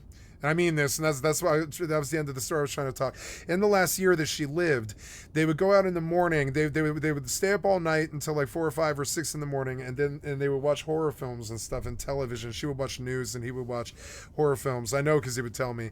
And then around like probably 12 to 2, depending on the day, they would go out to their first meal at Breakfast King, which luckily for them, and not luckily really, it was like 5 blocks away. So they would drive to Breakfast King, and they would get like a $25 worth of food from Breakfast King, because she was sort of a welfare queen, but not really. She just sort of had like, you know, what do they call it? Social security income. She could spend her money on food if she wanted to, but it killed her. And they would go and get a greasy ass breakfast from, you know, a Denny's style restaurant called Breakfast King. The best breakfast, you know, it's almost a world-class breakfast restaurant in Denver, right off of I-25 and Broadway in the center of the city. And then they would go do something like go to the thrift store, and they would look for band shirts or things that they could resell on eBay and stuff like that, or things that they just struck their fancy, and they would blow like $20 to $100 there. And then they would go to McDonald's every single fucking day. Every day. I mean, every day I ever knew them, they went to McDonald's and they got Big Macs. Every day. Lunch, every fucking day. They went to McDonald's every day. I mean, every day. I pretty much they're like, you want to go to McDonald's? And I'm like, no, it's my least favorite restaurant. And they're like, oh, you're so funny. We're going to McDonald's anyways. You know, and it's like, it's okay, sure. And then they're like, you want a meal? And it's like, sure. I'll eat a Big Mac meal, sure. And then, but they're nice people. They're just like, here's a Big Mac meal, you know, or whatever. We're rolling with you. You're one of my son's best friends and stuff, whatever. They're nice people. They're lovely people in their hearts. They really are, or were. And well, she's passed now, and then from the McDonald's, they go to another thrift store or maybe a toy store or a video game store or something, and they chase his, you know, he was a mentally challenged kid. I don't know what he has, but my guess would be a very mild form, and I mean mild form of, well, he's definitely autistic, but it's Down syndrome, I would guess. I believe she maybe either drank, no, knowing her, she probably smoked cigarettes her entire pregnancy. Yeah, if I had to guess why he ended up the way he was, and we never talked about this, and I would like to talk to him about it. I wonder sometimes if he thought that maybe she smoked the entire way through the pregnancy, but this did do something to him. It like scrambled his brain a little bit. Now, not to say that he's stupid, because that's just not true. He knows a lot about a lot of fucking things. He's a savant. He absolutely is not stupid. I wouldn't ever say that about him. There's things he's probably way more smart than I am about. So is he stupid? No, he's just slow. The difference is he can reach the same intelligent conclusion that I think a rocket scientist can. He's just going to take probably 5 times as long. You know, I wouldn't say he's stupid. I really mean this. You know, he was a very smart man, actually. I never felt my bias with people. Everybody's got a bias. For most people, it's racism or classism. For me, it's intelligence. You know, I really don't like being around dumb fucking people. I just really don't. They're like cancer to me. And other people I noticed that went around my friend T, I could tell that they were under this impression that he was like dumb, or he was slow, but he wasn't dumb. And so you could tell this was like the dividing factor in his life, because his mother wouldn't let people like that around him. Think Waterboy, and yeah, Waterboy would be a good example of my friend T, but and he loved the Waterboy, and that's a good, yeah, the Waterboy is a good example of T, but my friend T is definitely a lot smarter than Bobby Boucher, definitely, and very interesting people. And the last time I saw a person like this in my real life, it was Connie, his mother. And then the last year they were going from, and I know because they would drag me with them sometimes. They'd be like, come hang out with us and eat. And I'm like, no, I already weigh like 280 pounds. I don't need to eat. No, I'm down to 1 meal a day, and I like doing that. That's how I am. I did all my life. And they're like, no, come have a lot of meals with us and stuff. And then like round 7, they go and they dump like $50 at some fancy place that they want to try that's like new. And they were like these restaurant, tours. I don't know if that's a word, but they're like restaurant tours. I think if that's a word. I don't know if there is a restaurant whoever, whatever you call a restaurantee, or whatever junkie is for restaurants, right? And so they wanted to, I swear to God, they really felt like they wanted to go to every restaurant in Denver. And that's 4 or 5 meals a day, you know, if you really think about it. I went with them a bunch of times. It's like Breakfast King for breakfast. Then we're going to Breakfast King in the minivan that she puts her rascal in with her Down syndrome son who was overweight at that time. He's not anymore, I don't think. And after she passed, he lost the weight, which is kind of funny. You know, it was her. It wasn't him. It was her. She was like kind of poisoning him with food. And I never ever confronted them about it. I never said, you know, you guys are killing yourselves. I just was like, I figure they know. You know, they don't seem to care. So I was just like, okay, I figure they know. And I never did shame them or anything like that. And I think when you get to the arm flap area, I think it's kind of time to start to make fun of them a little bit, because it does discourage it. It's like when you get to the arm fat thing here where you got the flaps, I think you could like do a little bit of slight sensitive mockery by just kind of pointing it out. I don't think you should ever say something negative, no. But you can point it out with a slight bit of mockery. Like you can point out the arm flaps and to call them what they are, and then leave it at that. You would never say something mean about them. You get it? How it was really, really mean there. But I didn't insult her, right? You can just point out the arm flaps, and you can leave it at that. And then, you know, and she would be like, and she wouldn't like it, but she knows she's going to flip it in her head, and she's going to be like, no, you didn't actually say something. You just mentioned the arm flaps. That's it. You didn't say something negative. You just like there's some arm flaps, you know? Flappy folds. Moldy foldy holds. Anyways, so flappy folds, you know. So yeah, the flappy folds. But anyways, that was insulting, and I didn't mean it to be. It's just kind of funny. So I noticed that they were doing this every day. You know, they would do this like once a week on a Saturday when we were growing up. They'd do this like on a Saturday. They'd be like, okay, let's go to the Breakfast King. We want some real food today, you know. And they'd go to the Breakfast King, and then they would go to the McDonald's like 3 hours later, 1 or 2 p.m. or something like that. After that, they would go find something else like a 7-Eleven at 5 p.m. or something to get soda. They were really into soda. They like those big gulp fucking vats of fucking Mountain Dew. They like Mountain Dew and Pepsi and shit. And so they would go to 7-Eleven, or I don't know, probably more like Phillips 66 because they were cheaper, and money was their main concern. They definitely were counting every cent because they were a lower class. You know, they were like counting every cent. But they did have this nice, you know, Social Security money, and the government did give them all his life. The government gave him disability because he did need it, and he took it. He used it. He went all the way to his master's. He's a wonderful man. I've always really thought very highly of him. He went all the way to his master's in film. Motherfucker went to his master's. I didn't make it past year 3 or something like that, and I think I know I'm more intelligent than him, but it's not like I am emotionally intelligent like him. He's good at the emotional intelligence. So he just plodded through 12 years of school. He used it to try and date, and he was mainly just into zombie films. He likes zombie films. That's his favorite form of horror films, and he has seen every zombie film that is made, and he reads magazines from the trade rags about about what zombie films are coming out, and even if it only pulls like $100, he watches them. And I swear to God, he knows everything there is to know about zombie movies too. Like, you can set him down, and he's a savant. So you can introduce somebody's name, like Romero, the guy who did Night of the Living Dead. I think it was George Romero, somebody like that, and he will tell you he is a savant, and he is an idiot savant, and I don't like that phrase, but I mean, he is an idiot savant.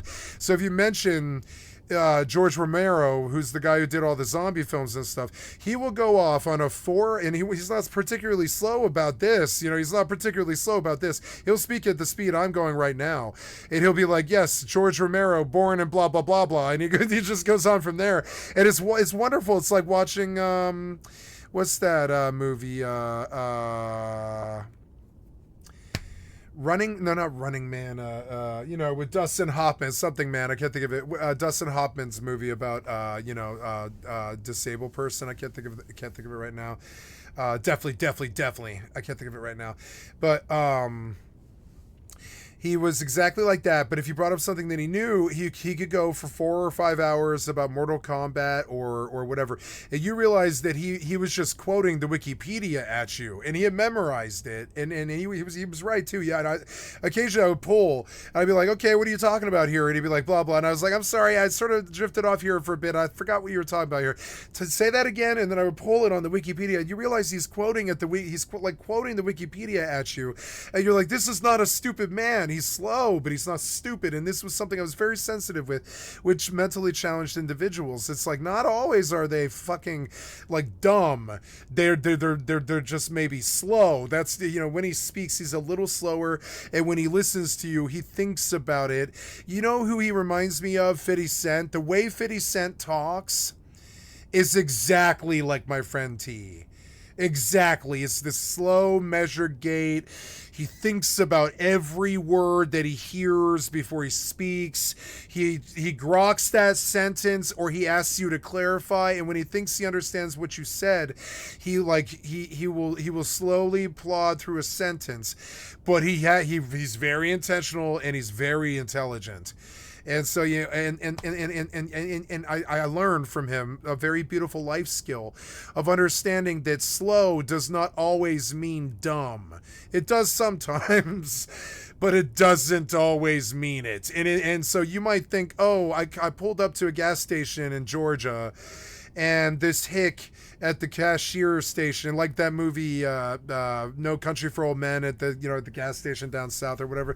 You might think because they're slow and they're speaking slow at you and they have a country twang that they don't know rocket science, but pace of speaking, how long you take to think about what somebody said, all that stuff is actually relative.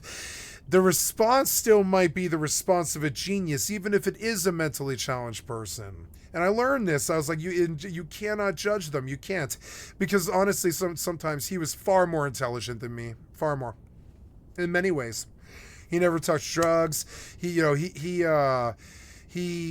experienced all the things that we experienced. He just did it slower. So you could say he was a more innocent guy who was happier. He was happier because he just didn't push drugs early. He didn't push sex early. He didn't push life lessons early. His mother made it like all throughout his life until he was like 35 or something like that. So, you know, he had time and he took it.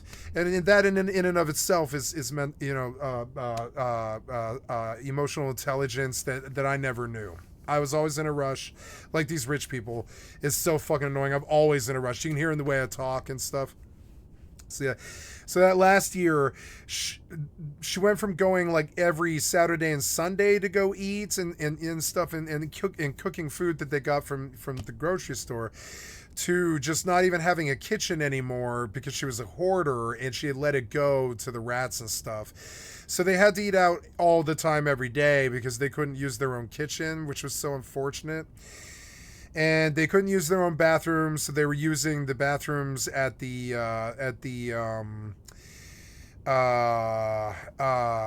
what do they call it? The rec centers.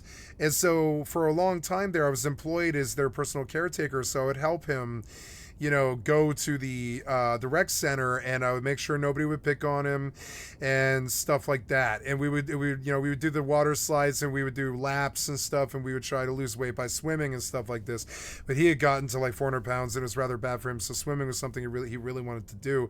So they asked me as personal caretaker to just get them to the pool more often. I was like, absolutely, sure.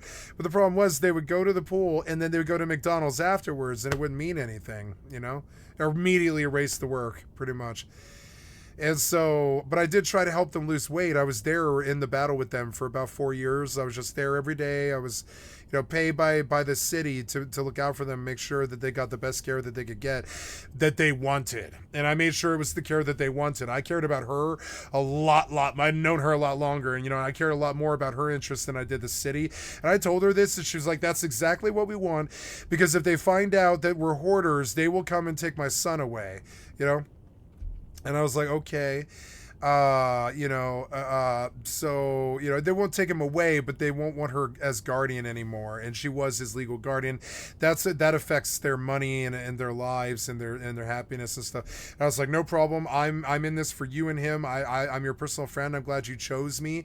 And I was like, you are allowing me to pay rent in a time when there is no money on the streets at all. And I was like, thank you so much. And I'll do anything. You understand? Anything. And so every day they would come and pick me up, and we'd go do something.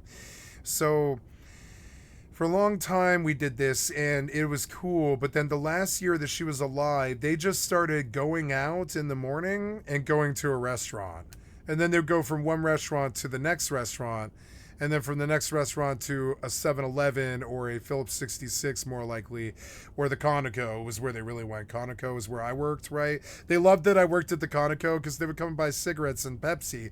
So, it's just small because they lived down the street like 5 blocks. So they came to my Conoco every day, and I was like, hey, every day I was like, what up? It's that actual friend that's like a blood brother that comes to my work every day who loves me and stuff, instead of all the customers and stuff. It's like, what up? Free soda. Let me get you your cigarettes, Connie. What do you need? And that kind of stuff. And they loved the fact that I was a cashier. They loved it. They're like, you're lower class, salt of the land like me. And it's like, yeah, I'm a working class hero. What can you say? I was a punk singer. I was a punk singer in a punk band in Denver. I'm a working class hero. I'm not like them. I don't, I came from the silver spoon, but I didn't stay that way. And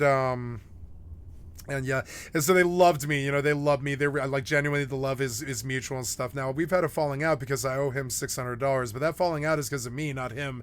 He's probably really honestly angry with me only because I haven't called him in a long time. But I mean, I don't call anybody, and they know that. I used to call it telephobia. I taught the word to everybody that I knew, and I made them understand that if they were going to lose the friendship, it was going to be because if we were going to lose a friendship, it was because if they ever judged me for telephobia. And so all my friends know, they know what the word telephobia is. I have a fear of talking to people on the phone if I can't see their face or countenance, and I don't need to see their eyes because I don't look people in the eyes most of the time unless it's my girlfriend. I look my girlfriend in the eye. That's and my mother. That's it. They're the only two people in the world that look in the eye. Everybody else, I'm just like, what up? I'm autistic. I don't have to look in the eyes. I'll stand next to you and I'll look at the ground. I'll be like, what up, G? And I'm right there with you socially, but I'm not looking you in the fucking eye. I'm not. And this bothers people, and it led me into a criminal lifestyle. It's kind of annoying, but but it is who I am. So. But anyways, and then he heard that I was doing heroin, and that really broke his heart. I know he heard it, and it's like, I'm sorry you heard that, T. It's there's nothing I can do about it. But that's what happened to all my friends. They all heard that we were doing meth and heroin, and they were just like, ugh, So yeah, the last year she would go from the Breakfast King to the 7-Eleven for morning pack of cigarettes, and she'd smoke like 2 or 3 packs a day, and she'd get her morning pack of cigarettes and stuff, and she would like get the newspaper and read it in the minivan with her rascal, with her son and stuff. Then she would go to like the McDonald's at noon, and then to maybe some shawarma restaurant at like 2 or 3, and by 5 p.m. or 7 p.m. it's like some really nice restaurant, or at least one that'll cost you like $40 or something like that. Mexican, usually. They really liked all of the Mexican restaurants in the city, so, and going out with them, it was like going to Thanksgiving times 2. And they did it every day up until the day she died, like a drug. And that's what you're seeing here. And when you are this fat, it's like mainlining, like, okay, so and I had to learn this the hard way when I got to be about 390 pounds or whatever it was, 80 pounds, right? If you are, and I learned this like from a doctor and shit, the doctors tell you, if you're fat like that, your body is struggling to keep it all running, and this releases some toxin into your blood that makes you angry, and the fatter you get, the more angry you get, and this is like a thing that God and nature intended, and it's fucking crazy. And so you always see these really crazy or fat people that the right wingers shun and talk shit about and stuff, and they make fun of them on Fox all the time, the Shriners, and then people rolling around and rascals and stuff like this. And it's this thing that is like an item of ridicule, right?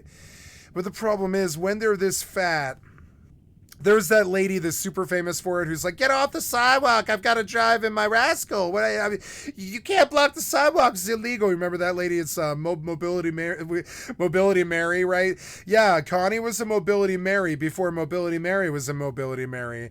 And she did stuff like that too. She'd be like, get off the sidewalk, because she can't get around you. And your bum ass is like probably like skateboarding or something. So she's like, get around. She was a Rascal lady. It was like, get off the sidewalk. You know, it was Mobility Mary. She definitely was like that. But she wasn't slow and crazy like Mobility Mary. She was a very sly fox, and so was her son. She was just slower. You know, they moved slower. They were fat. They didn't need to move fast. There's no rush. They're on disability, you know, for her it was obesity. She wasn't always on obesity. She worked she wasn't always on obesity disability. She was a hard worker for 35 years or something before that happened. So you know what? You pay taxes for 35 years in this country, and then you get depressed, lose your husband, and get fat. I'm okay if my taxes pay your fucking disability for obesity. If you worked, you know? If you worked for more than 10 years. It's the people that work for 3 or 4 years and then sit there as welfare recipients for 25 years. That's not so good, because your taxes did not pay your own weight. If you pay taxes all your life and a good job like Connie did, you can accept your disability with pride. But I think some of us do it for like 3 years, and then they work for like 3 to 5 years from the age of like 18 to 23, and then they go on permanent disability for the rest of their lives. Now, I'm not saying that's like a bad thing if they need it, but I'm not sure that they tried first, you know, and that's my problem with some of this, you know, that I see that here maybe. I'm not sure. I don't know this lady's life. We don't know, you know. Take it on a case-by-case basis, and you never know the hardships people don't speak of. Is what I think of when I meet people like this. That's a Gangstar lyric that changed my life. That's Guru from Gangstar. It's a rap band. Guru and Premier was his DJ. Premier was his DJ. And Guru taught me something that got me through all of the tight spots in life, and I can talk to anybody from any class and stuff, is that you may not know the hardships people don't speak of. So if you see a crabby, angry person like this, you don't know what might have happened to her as a child. You don't know what might have happened to her with her husband. You don't know what might have happened to her with her body. Maybe it blew up because of some thyroid thing. Maybe it's a pregnancy complication. Maybe she was raped and she was depressed for years. You don't know what the story is. And I learned that the best gospel for dealing with people that have problems like this is you may not know the hardships people don't speak of. And when I learned this wisdom when I was, I don't know, fucking 17 or something like that, I learned to look for it. And when they see that you're not judging them, they're like, you're kind of savvy and cool, huh? And it's like, savvy, yeah, fuck yeah, I'm savvy. Yeah, that's a good word for it. Yeah, savvy, yeah, I'm savvy. I'm cool. I don't judge you. I'm not here to judge you. That's God's job or whatever. That's what I'll say to them too. I'll be like, that's God's job or whatever. They like that answer, right? And then they befriend you for life.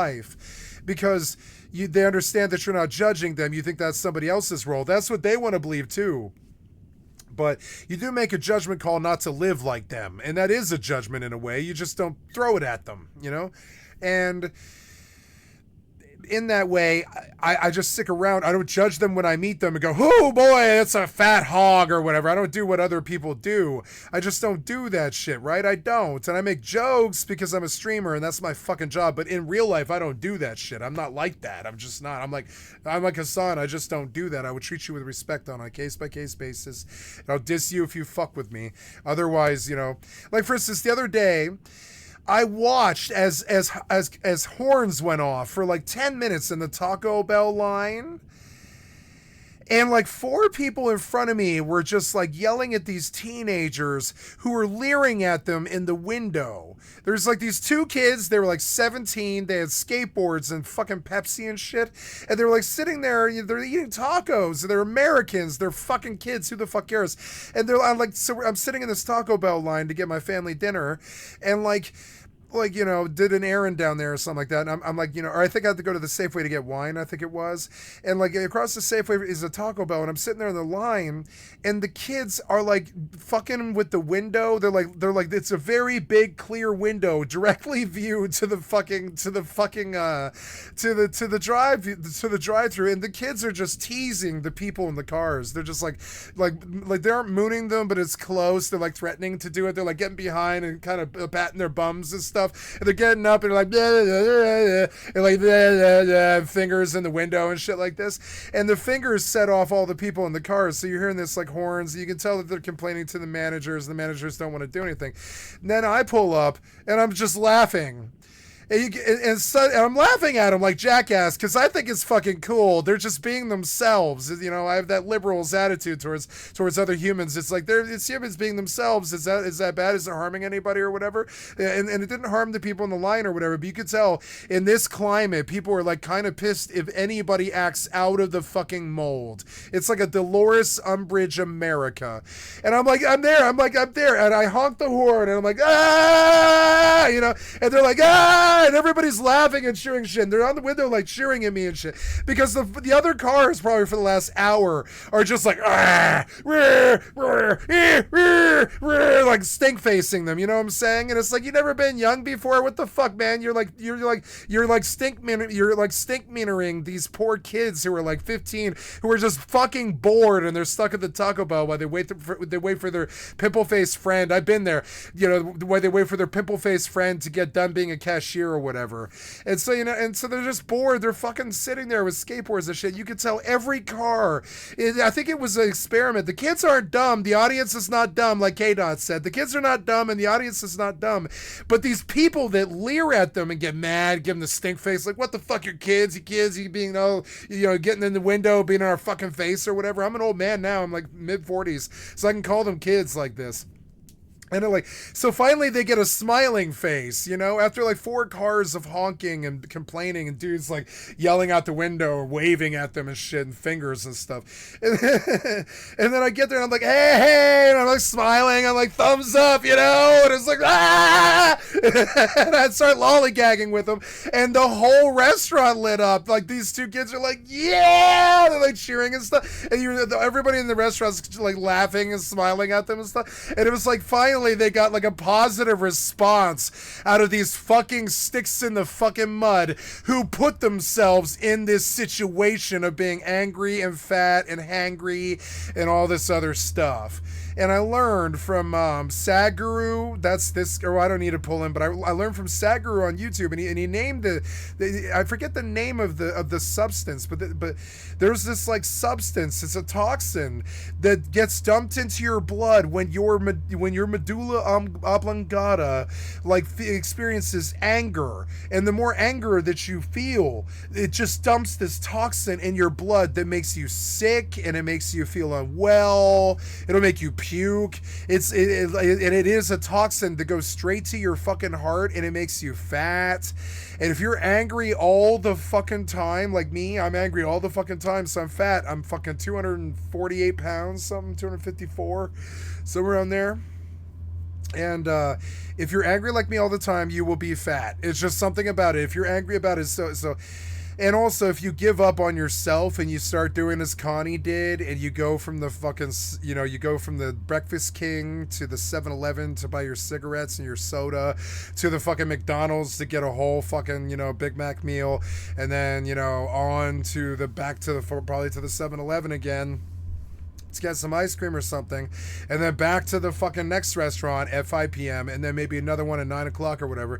You have eaten a Thanksgiving meal times twice or something like that at that point, 5 meals. It had put her in the ground in like 12 months. It took like 12 months. She went from like totally lucid and there and totally good to like just yelling and angry like this lady, totally fucking discombobulated, close to death, and really not too happy with arm flaps like this. And she liked me enough to be decent to me up until the day she died or whatever. But yeah, I woke up one morning and she was gone. It was just, you know, really sad. And like, and on top of it, the funeral, like, It was tough, you know. She was a really loved lady. People really liked her. I speak English. What other languages? She was a biker there for about 20 years, which like she looked like this when I met her. She looked like this when I met her, but just skinnier than this, about half this size, much smaller lady as well. And she, you know, she was a biker lady for 20 years. She wore the leathers and shit like this. She was a biker lady in Denver. And so when she had her funeral, all these bikers came and buzzed the funeral and shit because she was a cool lady. People really loved her, you know? I'm not kidding. English is the capital of Some patched up bikers from some gang and stuff. They had heard she passed and they came. It was fucking crazy, and it was like there was a hearse, and we were all standing by the hearse and shit. And I remember like T came over and he just put on a song, and there was just like 5 of us just standing there in a fucking circle, just listening to a fucking metal song. I'll never forget it. He like came over from the fucking funeral, and like I came over, I like left the funeral because I couldn't handle it. I was like, fuck, I really like this lady, you know. And it's like she ate herself to death. It's what can you do? She was just depressed because she lost her husband. That's an honest thing. I can understand it. I can relate. Empathy is my strongest suit, and you know, but this suit burns better.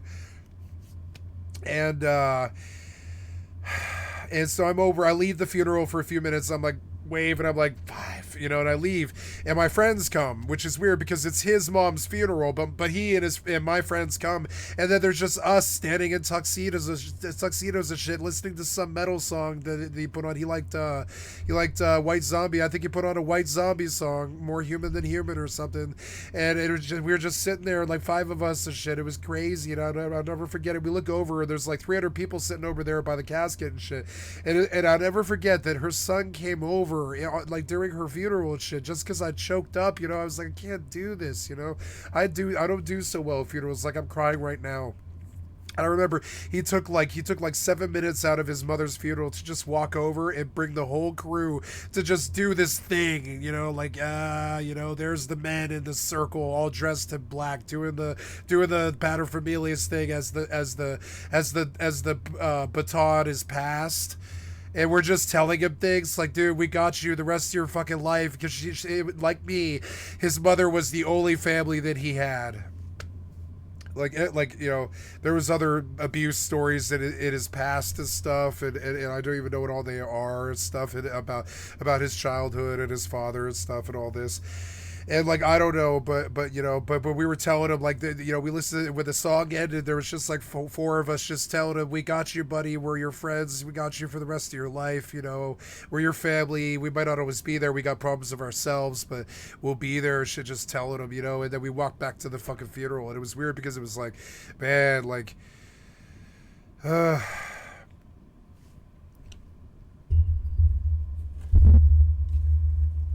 I think other people, they would just see gluttony, you know, what God told them to see, which is just gluttony or whatever. I see a human being. I don't care. I don't care. Mexico. No, Mexican. But you like from Puerto Rico. We're not from Mexico.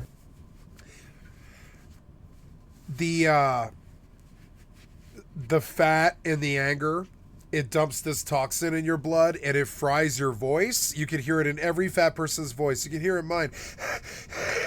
I mean, smoking does it too, but it's also fat. If you're fat all your life, it does something to your voice because it dumps this toxin in your fucking blood. I can't remember the name of it right now, but it like affects your voice, it affects your blood, it really affects your heart really bad. That's why everybody has heart attacks and stuff. And it's just weird in that anger. And I wish I had known. It took me until I was 39? No, later. I believe it was during the stream when I was like 42. Yeah, it would have been about 2 years ago. It took me until I was 42 to realize that anger and negative emotions like that, like anger or sorrow or fear or sadness or that kind of thing, like all the stuff from Inside Out, they are just indicators, like the chemicals or whatever in Riley's brain and Inside Out, that are only indicators of what you're witnessing in the real world. And that's all they are. And you can listen to them and let anger get a hold of you and lose your shit, or you can just acknowledge that anger's is waving his arm. You know, the red guy is there. I forget his name, but it's anger. You know, it's anger, and anger is, you know, angry. So he's like, "Oh, I'm angry. I can't stand that they didn't pay attention to me. It feels like some kind of slight." Right? Remember Inside Out? It was such a really good Disney film about like this stuff. And so I didn't know Inside Out came out past when she was passed. You know, I wish Inside Out, if she was a lady who would have watched Inside Out, and she might have understood that the emotions were steering her, and maybe she might have lived. Because had I had the knowledge I do now, I would have took her aside and sat her down and be like, I see that you're full of sorrow for your husband and your life and the fact that you're fat and you can't stop smoking or eating and all this stuff. And I see that you're unhappy and you're angry because your emotions and your hormones and your things are all Twitter. And I see this in you, and I see you challenged all the time. And I'm here to tell you that anger is a negative emotion that you needn't sign up for, that we do sign up for, that we shouldn't. That's like a bad cell phone contract or some kind of contract that you can't get out of once you commit to it. And then it just chokes you, and it brings it. And what happens when you get really angry? You see red, quote unquote, see red, and you don't. You lose all reason and logic, and you just steam there while you just basically willingly turn off all logic and all reason. And I watched Connie do this the last year of her life. She got more and more angry and less reasonable, and more about what, you know, her just having a rough deal and all this. And I wish I could have told her that you don't need to do that to yourself. I wish I could have conveyed it in a simple enough way without having to speak for 3 paragraphs, you know, say it in a sentence, but I can't. Other than, you know, negative emotions are like a really bad contract that you sign up for that you don't need to sign up for. And that's the shortest I can get it. You know, but like negative emotions are a contract, a bad contract that we sign up for that we don't need to sign up for. And that's about as brief as I can make it. And I'm hoping that somebody who's maybe a little slower can maybe understand. But you mainline this anger, you dump it into your fucking bloodstream. You don't have to be fat. Skinny people do it too. But it still kills you. It full-blown kills your reason. It kills your logic. It kills your heart. It significantly shortens your life and all this stuff, because you're not meant to be this triggered, angry person all the time like me. You're supposed to be this monkey that picks, you know, berries and points at the sun and thinks about the other monkeys and sex. And we're not supposed to be this monkey or chimp or ape pounding its chest trying to declare dominance. That only happens when you have an argument with somebody. But now we mainline anger directly into our bloodstream, and it does stop our heart, cause strokes, make you fat, make you angry, make you fucking unwilling to fucking listen, and that kind of stuff. And then you see this. And I feel very bad. You know, I got to this point. I was 380 pounds, headed towards my second suicide attempt. I was living my second year in the inpatient mental health facility, which was like a halfway house for people facing long-term jail sentences. And I was facing a 10-year fucking mandatory minimum sentence bid. And people like Connie in my life were gone. And my aunt was the only crusader there, and she stood with me for all 35 court dates. But I still felt that they were going to throw me in jail for 10 years. I didn't know for a long time. And right up to around the time when we finally found out, I just was ready to leave the earth again. It had gotten that bad. I had lost cloud candy the second time. I lost like somebody I would marry. Or third time, I lost somebody I would marry. And you know, and it just, you know, it was just like, oh, but I'm not an idiot. I don't marry them first. I find out. I see if they can deal with me at my worst before I see if they can deal with me at my best. And I really mean that too. It's kind of fucked up. If they can't handle me in the worst moments of my life, I don't want to marry them because I'm crazy. I'm not violent or angry or anything like that, or a rapist or anything weird. It's that, you know, it's that the anger and the fucking craziness and the randomness do steer everything that I do, and it's so fucking annoying. I battle it all my life. So let's hear about these these angry people and what they think. Puerto Rico. Sí. Puerto Rico y taxes. What are you talking about? You pay taxes. Yeah. Yeah, you still are money to pay taxes. Hell no. I work. I have 2 jobs. So what are you talking about? I have 2 jobs, yeah. So what are you talking about? I'm standing up for America. No, you are not standing up ever. I'm not even And that's the problem. a citizen too. What are you talking about? Excuse me, man. Touch grass. Oh, I lost my Starfield login. No. It's time to eat some ice cream like her. She's being racist to me. I love this lady like I like chocolate ice cream and a fat kid loves cake. Yeah. Let's go get chocolate ice cream.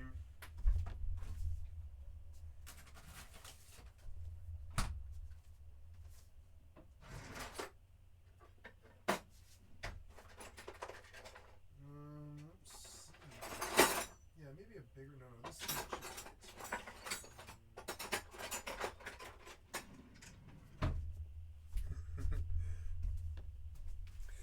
I'm gonna do one of my favorite things to do. I'm gonna eat chocolate ice cream that's way too brownified up or fucking fudgified up or whatever fudge packing ice cream it is. Fucking what's it today? It's chocolate brownie thunder, bitch. Umpqua ice cream, the best ice cream on the motherfucking planet in the Northwest Cascade Mountains. I fucks with it. The Native Americans, they know how to make an ice cream and they don't stint. Not like white people. Umpqua, because I'm eating it and they're not paying me yet. Fucking Tech 9. Tech 9 closed up the Caribou Lou song with like two Caribou Lou because I'm drinking it and they're not paying me yet. And I'm sure he did get a sponsorship. I'm sure he did. We got a video, so it's Umpqua, come sponsor me. I'll eat your chocolate ice cream all my life and end up like her. Hold on, man. We pay taxes too. Yeah, we pay taxes. What the fuck are you talking about? He's here illegally. He works 2 jobs. He's paying taxes. I think that's better than you're doing. What's your problem? Yeah, what's your problem? I'm gonna give you your money back. We're not gonna serve you. I'm sorry about that. Damn. You have to serve me. Hey, I got it on video. Don't cry, baby. Don't cry. It's okay. Don't cry. One sec. Damn. Don't cry, baby. Hey, Colby. Come here, please. Don't cry. Man. We haven't done anything wrong. Yeah. No, I understand. I got you guys. She's got mad because of we speak Spanish. Come on. Don't cry, baby. Don't cry. Man. We are in the century 21. How she's gonna be racist? I am not racist. Yes, you are. You are. I got you in the video. I got you in the video. Yeah. I got you in the video. That's not okay. I'm not racist. Man. You are, and you're not standing up for America. You're sitting down for America. In the video. Yeah. So? Man. Normally, an angry person stands. Barry, you can leave. Leave. Leave. Fucking leave. Yeah, let's have her leave. Leave like the Republican Party. Fucking leave. Like they want the Mexicans to leave. We want you to leave. Leave. I'm sorry. We appreciate you guys as customers. Good on those employees. I feel really bad that the guy's wife was crying because, like, how could you not be hurt by that? You're probably having a good day picking up pizzas for you and your family when this inbred racist piece of shit starts accosting you for no reason. Mind your own business. Sounds like the right if you wing. don't like hearing Spanish, bring earplugs with you. And she really has the audacity to claim that she's not racist when she's harassing them for speaking Spanish and telling them to go back to Mexico. Totally not racist, very convincing. But I will say that the way he was low-key dunking on her debate bro style was so satisfying to watch. Him saying, "I'm bilingual, ma'am. How many languages do you speak?" That was really nice to see because the answer is 0.5. Like she can't even speak a full language because we saw the way that she struggled to string together sentences herself. So clearly he was justified in throwing her condescension back in her face. And for her to say, no, you have to serve me, shows you how entitled she is. Like, she very clearly has a serious case of main character syndrome, and you can tell that she's never really had to deal with consequences ever in her life. Like, it seems like she's always just gotten everything given to her, got what she wanted, but for the first time, perhaps that wasn't the case, and you love to see it. But she's not alone, because a different Karen at a local pizza shop in Pennsylvania was also triggered after she heard Spanish, except this time she was mad that her precious ears had to hear Spanish on the television. The workers weren't speaking it, but her white ears heard Spanish on the TV, and she was triggered, and it led to a racist crash out that she's probably now regretting. You want to tell me Spanish on your TV? What's wrong with that? What's wrong with that is you're not American, dude. I will What? fuck up and get you the fuck out of our What? Okay? Wow. Fuck you. Give me my money back. I'm not giving my money to some illegal immigrant. What? I don't care. You gotta. You're in America. You're supposed to learn English. You got Spanish. Well, then you got Spanish on your TV. That's a fuck you to Americans, dude. My fucking father was a World War II veteran. Okay. His friends and family died, so you can sit here right now and make money. And you're gonna do this kind of shit. Give me my money back. Give me my money back right now. I want my money back, okay? You don't understand. You're too young to have any kind of So kids, if there's any in the channel, I hope not. When someone treats you like this, you don't say a word. You just let them cook and cook and cook. We all know it. It's that thing about they're cooks. You let them cook, and they just boil and boil and boil and boil and boil and boil and boil until they pop, which is always the best part because you usually get it on camera or whatever.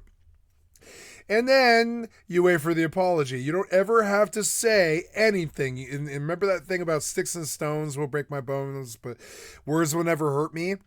That works when you're 75 years old too. It works for me at 40 some odd.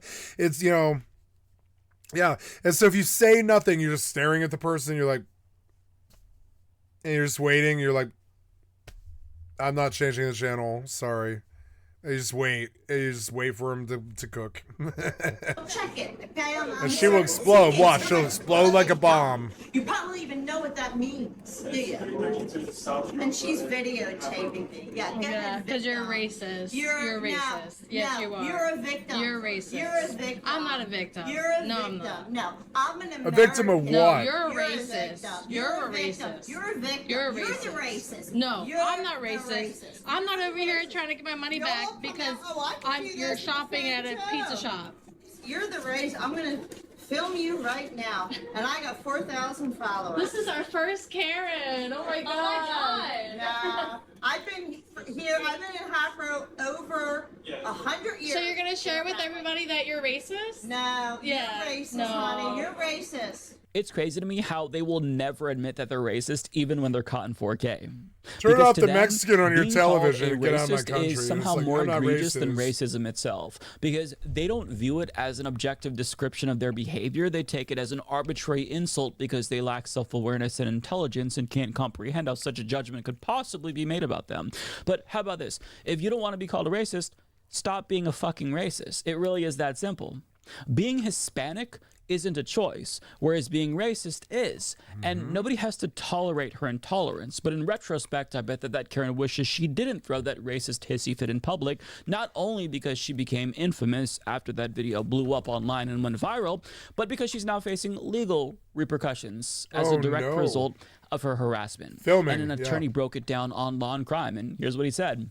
The Hatboro police, they saw the video that the employee recorded, and because of the racially fueled and profane remarks, she was charged via summons with ethnic intimidation and harassment. Enrique, what is that? That is basically, so let me say this to be very clear. In America, you're allowed to argue with people. In America, but you can't be you're allowed racist. to call people names. And this, you have a First Amendment right to do so. And the statute in Pennsylvania does not attempt to say that people can't argue or people can't call each other names. You're allowed to do all those things. What you're not allowed to do is do that because of someone's race or religion or background or some other thing. Yeah, we have a law. We have a law That's about what's that. crossing the line. And then book it so nobody in the class could confront him about it. But it did not cross the line, and now you're committing a crime. Fuck around and find out.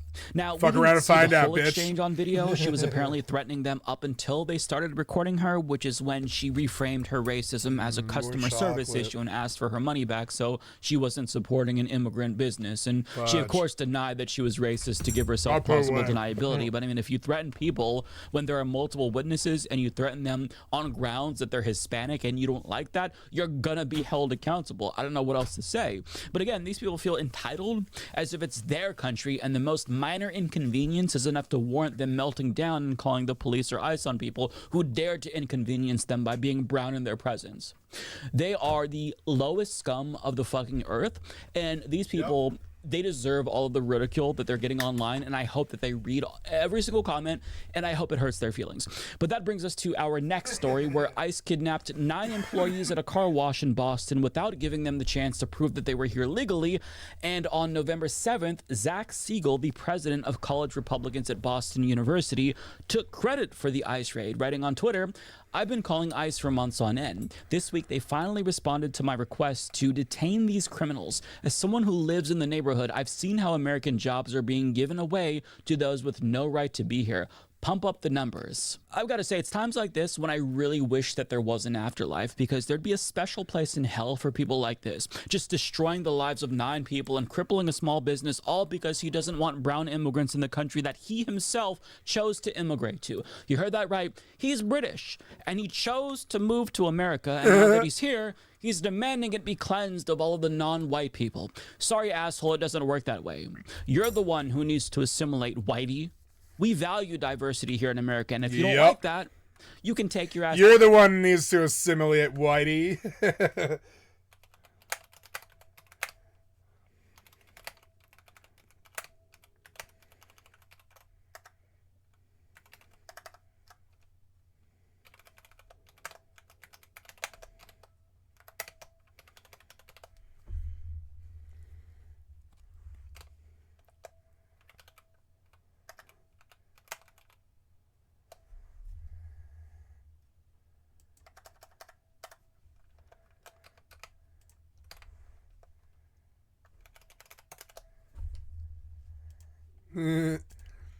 Back to London. And because of his actions, there are some people now like calling him. for his deportation because he pissed off the entire community that he lives in.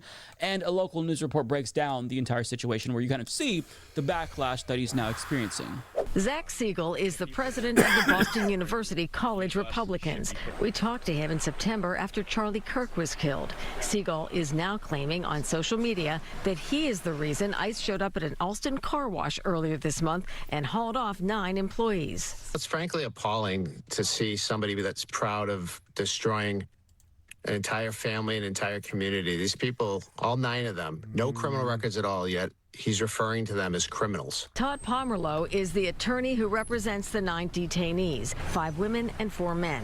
He says Siegel, who was born in London and schooled in the UK, according to the BU Athletics website, certainly can exercise his First Amendment rights here in the U.S.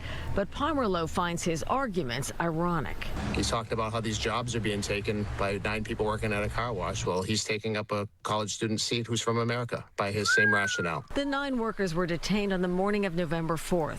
Pomerleau says many of them do hold legal status and valid work permits that they were never given a chance to produce. They were grabbed and thrown in a van, never given any opportunity to explain who they were, where they're from. Zach Siegel did not return our request for an interview or comment. The BU student is an intern for Republican candidate for governor Brian Shortsleeve. A statement from the car wash saying, quote, "At no point did this individual contact us, speak with management, or inquire about our employees' operations.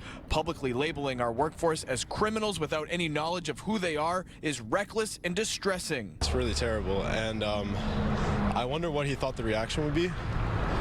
Very curious about that. Todd Pomerleau, the attorney representing the 9 detainees, saying several of them have bond hearings on Monday. And in regards to the reaction to Siegel's comments, he said, quote, "If you don't agree with him, share your opinion. You may do so passionately, but never violently. That is un-American." He wanted this attention, and in a way I don't want to draw more attention to his behavior, because a lot of people can agree that it was hateful and disgusting and shameful. Now, the president of the university saying in a statement, quote, "We must affirm the dignity and worth of all people. Too often we fail to see one another's full humanity, overlooking the rich complexity and unique gifts each person brings." Now, by the way, BU's student newspaper here publishing a story on this on the front page. They reported that the campus Republicans were planning on hosting a speaking event with the director of immigration studies last night, but that event was canceled at the last minute when students made it clear that they would protest. Yeah, turns out people are going to think you're a huge piece of shit if you brag about ruining people's lives. And to that lawyer's point, Zach really should lead by example. If he doesn't think that immigrants should take the position of Americans, why doesn't he resign from his position as the president of College Republicans of BU? Why not give his internship to, an American? He's working for a gubernatorial candidate. That's a position that could be given to an American who's more deserving by his logic. Why not lead by example? Yeah, because he's a hypocrite. But now he's getting just a small taste of his own medicine because the bigotry that he spewed towards those immigrants is now being directed at him. Let me show you what the comment sections to those news reports about this story look like. Someone needs to check on his visa status. Student visas have pretty strict guidelines. He might be violating them. ICE should actually be deporting Siegel. He in fact is stealing a scholarship from a US-born citizen. The irony in this is unbelievable. Call ICE on Notice how him. He was described as a volunteer intern. Someone check and see if he's violating his student visa with a paying side job. He needs to be expelled from university. Calling ICE with a British accent, it's almost like racism is the real factor. And additionally, the New York Times reports hundreds of people have attacked Mr. Siegel online for his post. On the Instagram page of the BU College Republicans, one person wrote that Zach Siegel should be deported. Another suggested more ominously, Zach Siegel should be afraid. On top of that, there's been protests at his university in support of the immigrants whose lives were ruined by him, and students are also sharing flyers like this, warning others about the danger that he poses to them. And the backlash has been so severe that he actually responded to it by crying victim expectantly, writing on Twitter, "I love this country and everything I did came from that place. I'm an American born in Florida, raised abroad, and I chose to come back home because I believe in the opportunity and freedom this nation offers." Well, your college website says otherwise, so maybe you should show proof of citizenship yourself, asshole. He adds, "I reported suspicious activity, i.e. brown people existing, to law enforcement because that is what any American should do. My intention was simple, to protect my community and uphold the rule of law." And he goes on to claim that he received threats online and whatnot. Now, I don't condone violent threats, but I bet that any of the 9 immigrants whose lives you tried to destroy would gladly trade places with you. I'm sure that they'd prefer people being mean to them online to being kidnapped and detained by Trump's Gestapo. Online threats would probably feel like a walk in the park after that. Now, this saga isn't over yet, and at the time that I record this video, Brian Allen reports that 6 of the 9 immigrants have been released, and his university is devolving into further political turmoil because of his behavior, so he unwittingly set off a firestorm at his college. And I will say I do take some satisfaction knowing that he knows that he is hated by everyone in his community and at his college and online. And I hope that he reads every single mean comment about himself, and I hope it hurts his feelings, because this man is a piece of shit. He bragged about getting people deported because he wanted to be famous, and he got the fame he wanted, but he probably just didn't realize it was going to be a little bit more than he bargained for. Although fortunately for him, he did get the approval of DHS, who called him a patriot, which he retweeted. So there's that. He might have tried to ruin 9 people's lives, but at least fascist senpai noticed him, right? Hope it was worth it, fuckface. Just unbelievable here. But these kinds of racist shitheads, they exist everywhere, including in Canada. And that's where the next video takes place, where 3 men harassed an Indian Muslim couple and hurled slurs at them with their full chest right on camera. And we're gonna watch the video, and then I'm gonna tell you what happened to these assholes afterwards. Oh my god, don't do that. What the fuck are you doing?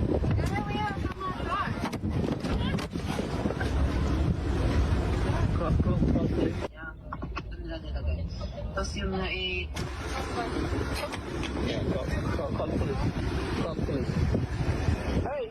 can you call 911 please? Yeah. What you do with the police, you retard? Why did you approach like that? Because you're black. You banged my car. No, I didn't touch you. It's broken. No. I got your license plate. Did I touch you? I got your license plate. Hey, big nose. Did I touch you? Answer my question, you fucking You're idiot. in record. Did I answer you? I don't care from recording. You got a free phone, you fucking immigrant. You stupid nigger. Stupid Embarrassing. This is your reminder that racists are also incredibly stupid, and that's not a coincidence, by the way. And those dipshits fucked around and found out because local Canadian outlet Kawartha Now reports after the videos were posted, several people recognized and identified all 3 of the men who were in the white truck. The police investigation into the incident included viewing the videos. As a result of the investigation and following consultation with the Crown Attorney's Office, an 18-year-old man from the city of Kawartha Lakes was arrested and charged with uttering threats to cause death or bodily harm. The accused man has been released on an undertaking and will appear in court September 16th. According to a media release from Peterborough Police, there is no specific charge for hate crime in Canada that applies to the incident. However, the release states there is a hate crime element to this case, and that will be addressed as the case moves through the court process. He'll do at least a year. An update to the story, but and he'll never get a real job his whole life. What a fucking idiot! And it's gonna turn him into pretty much Hitler. It'll turn. This is how we get Hitlers. He learned that there are. They say that Hitler's anger problem came from STDs from hookers in the war, and that he had syphilis and it rotted his fucking brain. That's what they say, and honestly, when they mean they, it's like testimony from Nazis in the party. They thought he had syphilis because they tested him for it, you know. Or consequences. He was riddled with STDs from army whores because nobody liked him. This for racism, although if I had to guess, he's probably just like viewing himself. I mean, when he took power, they liked him, but I mean, like nobody liked him in his personal life at all. As a victim now who is being punished for standing up for his values or some shit. That being said, he is Canadian, so I don't know if Canadian racists are as apologetic as non-Canadian racists. I think not, but either way, I am glad that his harassment didn't go unpunished. But I've got one more story, and I certainly saved the best for last because it really is top-tier schadenfreude. So a neo-Nazi walked into a classroom. That sounds like the start of a joke, but a neo-Nazi walked into a classroom and he decided to Sig Heil in front of everyone and hurl slurs at the entire class. And I'm assuming that he thought that he would drop the Nazi salute and then book it so nobody in the class could confront him about it. But it did not go that way. In fact, the entire classroom, including the professor, chased his ass the fuck out and confronted him. Enjoy. What the fuck? Dude, get out. Get the fuck out. Get the fuck out. Everybody there is like, get the fuck out. Now they're gonna chase him. Some of these people really don't like this. Get the fuck out of here! Yo, they had a 30v1 me. Yeah. What? That's the teacher. What? You keep, I love this. Teaching this degenerate nonsense? You keep teaching these kids degenerate nonsense? What? Yeah, degenerate nonsense. Degenerate nonsense. What? What? Yeah, all you guys. Oh shit! Oh shit! Fucking clown. Oh shit! Oh! Oh! Oh my god! He was screaming and calling them degenerates, and she bear-maced him. Yo! Yo! Fucking not! Oh! Yo, they're gonna beat his ass! They want assault charges. They're like, yeah, he's worth it. Let's get an assault charge. They're all of age, too. Yeah, catch the assault charge seems wise. Oh shit! Oh shit! He's getting his ass beat! Oh shit! Oh shit! Now, bud! Make this one smaller! Oh shit! That's enough! Oh shit! Max, Max! Millie? You guys fucking serious? Are you fucking serious? What did you attack? Hey! Do you see what you're doing? What you gonna do now, bro? You know that kid got laid. The kid who pulled his hair. Because at every party for the next 4 years, he goes, I pulled his hair. Didn't hurt him. I just pulled his hair. That's what you do when your little brother's being a piece of shit. He probably deals with his little brother or something. He's like, I know what I would do to Jimmy. So he goes, God damn it. And every girl at every party is like, wait, you pulled his hair? And it's like, yeah, we all stopped. Nobody hurt him, but I pulled his hair. And you guys pepper spray me. What happened to... I would pepper spray your fucking ass too. You came up and started screaming in the faces of a bunch of innocent women. Pepper spray now. Pepper spray. Yes. Appropriate time. Some freak screaming at like 200 people. Pepper spray him. He's out of control, you know? Wait for the authorities to arrive. He's obviously having some kind of psychotic fucking lapse. The whole class retarded. They can spit on him. They start spitting on him. Yeah, why not? It would be really funny because that, I guess that's assault though, huh? Yeah, I think spitting is considered assault actually. I believe in certain places. Yeah, I don't think you can actually spit on somebody without catching an assault charge. I think that's come up in the news before, which is kind of crazy because it would be hilarious if all fucking 40 of them just started spitting on him. But now we know what to do. If I ever encounter this in the real world, if there's ever like a civil war or something, or it's boiling and people are acting like this in the streets or like in the fucking, you know, the aisles at the Trader Joe's or whatever. What the hell? He's gone now. He's no longer with us, Jim.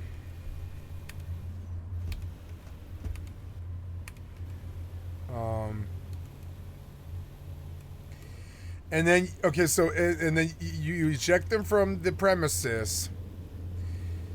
You don't pull their hair because that's probably assault. But you probably won't get 40 assault tickets. You probably won't get 40 assault tickets if you all just start hawking loogies on him. No jury in the land is going to convict that. It's hilarious. You can think about it in a cloud mentality like that, or a crowd mentality. I mean, and yeah, I think this calls for spit on him, right? My friends, they would have thought of it first. My friends, oh yeah, my friends would have been like, spit on him. I have a friend, Ian. Oh my God, Ian would have been like, spit on him, and he would have been calling for it. And cackling in the top of his lungs, you know. Oh my God, my friends. Like, anyways, yeah, like spit on him.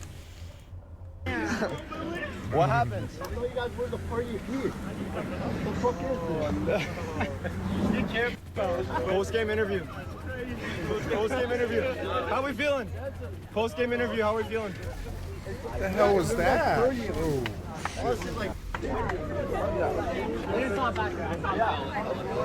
I'm not crying. Is that Owen Wanton or what?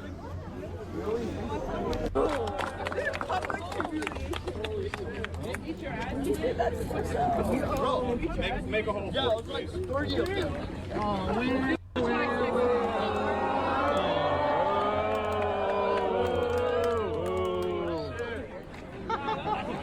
Interview, how are we feeling?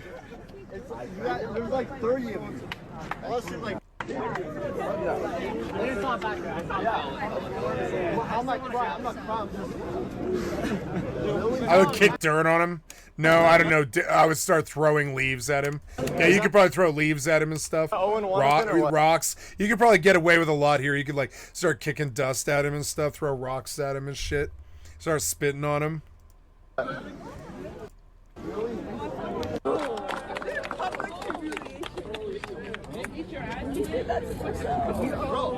make a hole. Yeah, it was like 30 of them.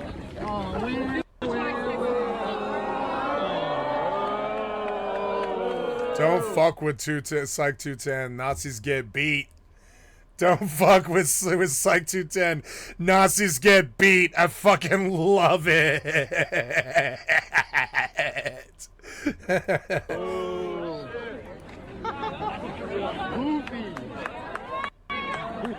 Nazis get beat.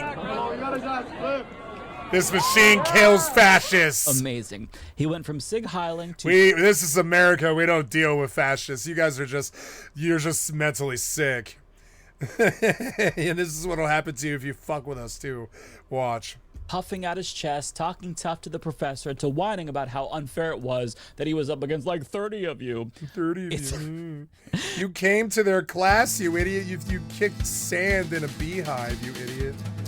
Howdy doody, folks, and welcome back to our journey across the United States. Today, we're visiting Washington State, which might be about the strangest state I've covered in this saga so far. Yes. Today, we have stories from the 1920s about Bigfoot. We have the origin of the Men in Black and flying saucers, and even a story about a bank heist that, depending on who you are, might put D.B. Cooper to shame. Anyhow, quickly, here at T Storytime, we're aiming for 1 million subs, which... Yeah, it didn't put D.B. Cooper to show. Oh, yeah, bank heist, never mind. Yeah, I know what one of these is going to be. It's the Barefoot Bandit. He flew a Cessna from Whidbey Island to the mainland, and he landed it, and he got away. And he robbed a gas station or something out there or something, too, in his bare feet. That's why they call him the Barefoot Bandit, because every time he robs someplace, he thought the shoe prints were going to get him in more trouble than his bare feet. But no, the bare feet was a really bad calling card that absolutely got him busted.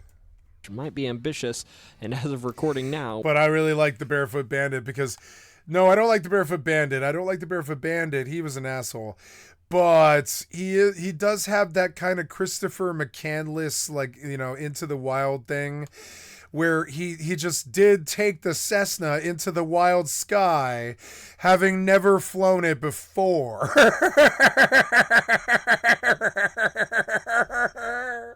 And when you think about it, and he got famous, they did a bunch of television and shit about him because of it.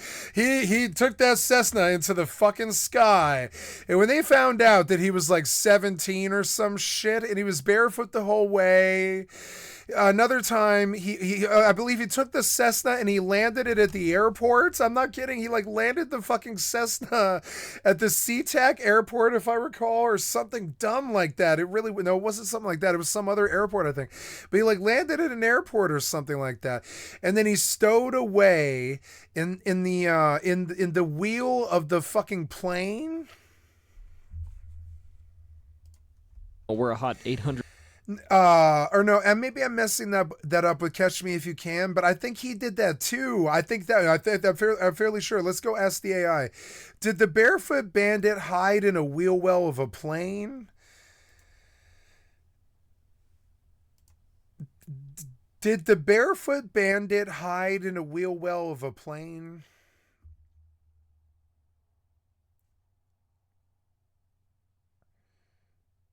Or am I thinking of, no, Colton Harris Moore noticed that did not have the satisfied from stealing, piloting small aircraft himself without any formal flight training. Yeah, he stole several small aircraft, including Cessnas, and taught himself to fly using computer flight simulators. He didn't have any formal training at all.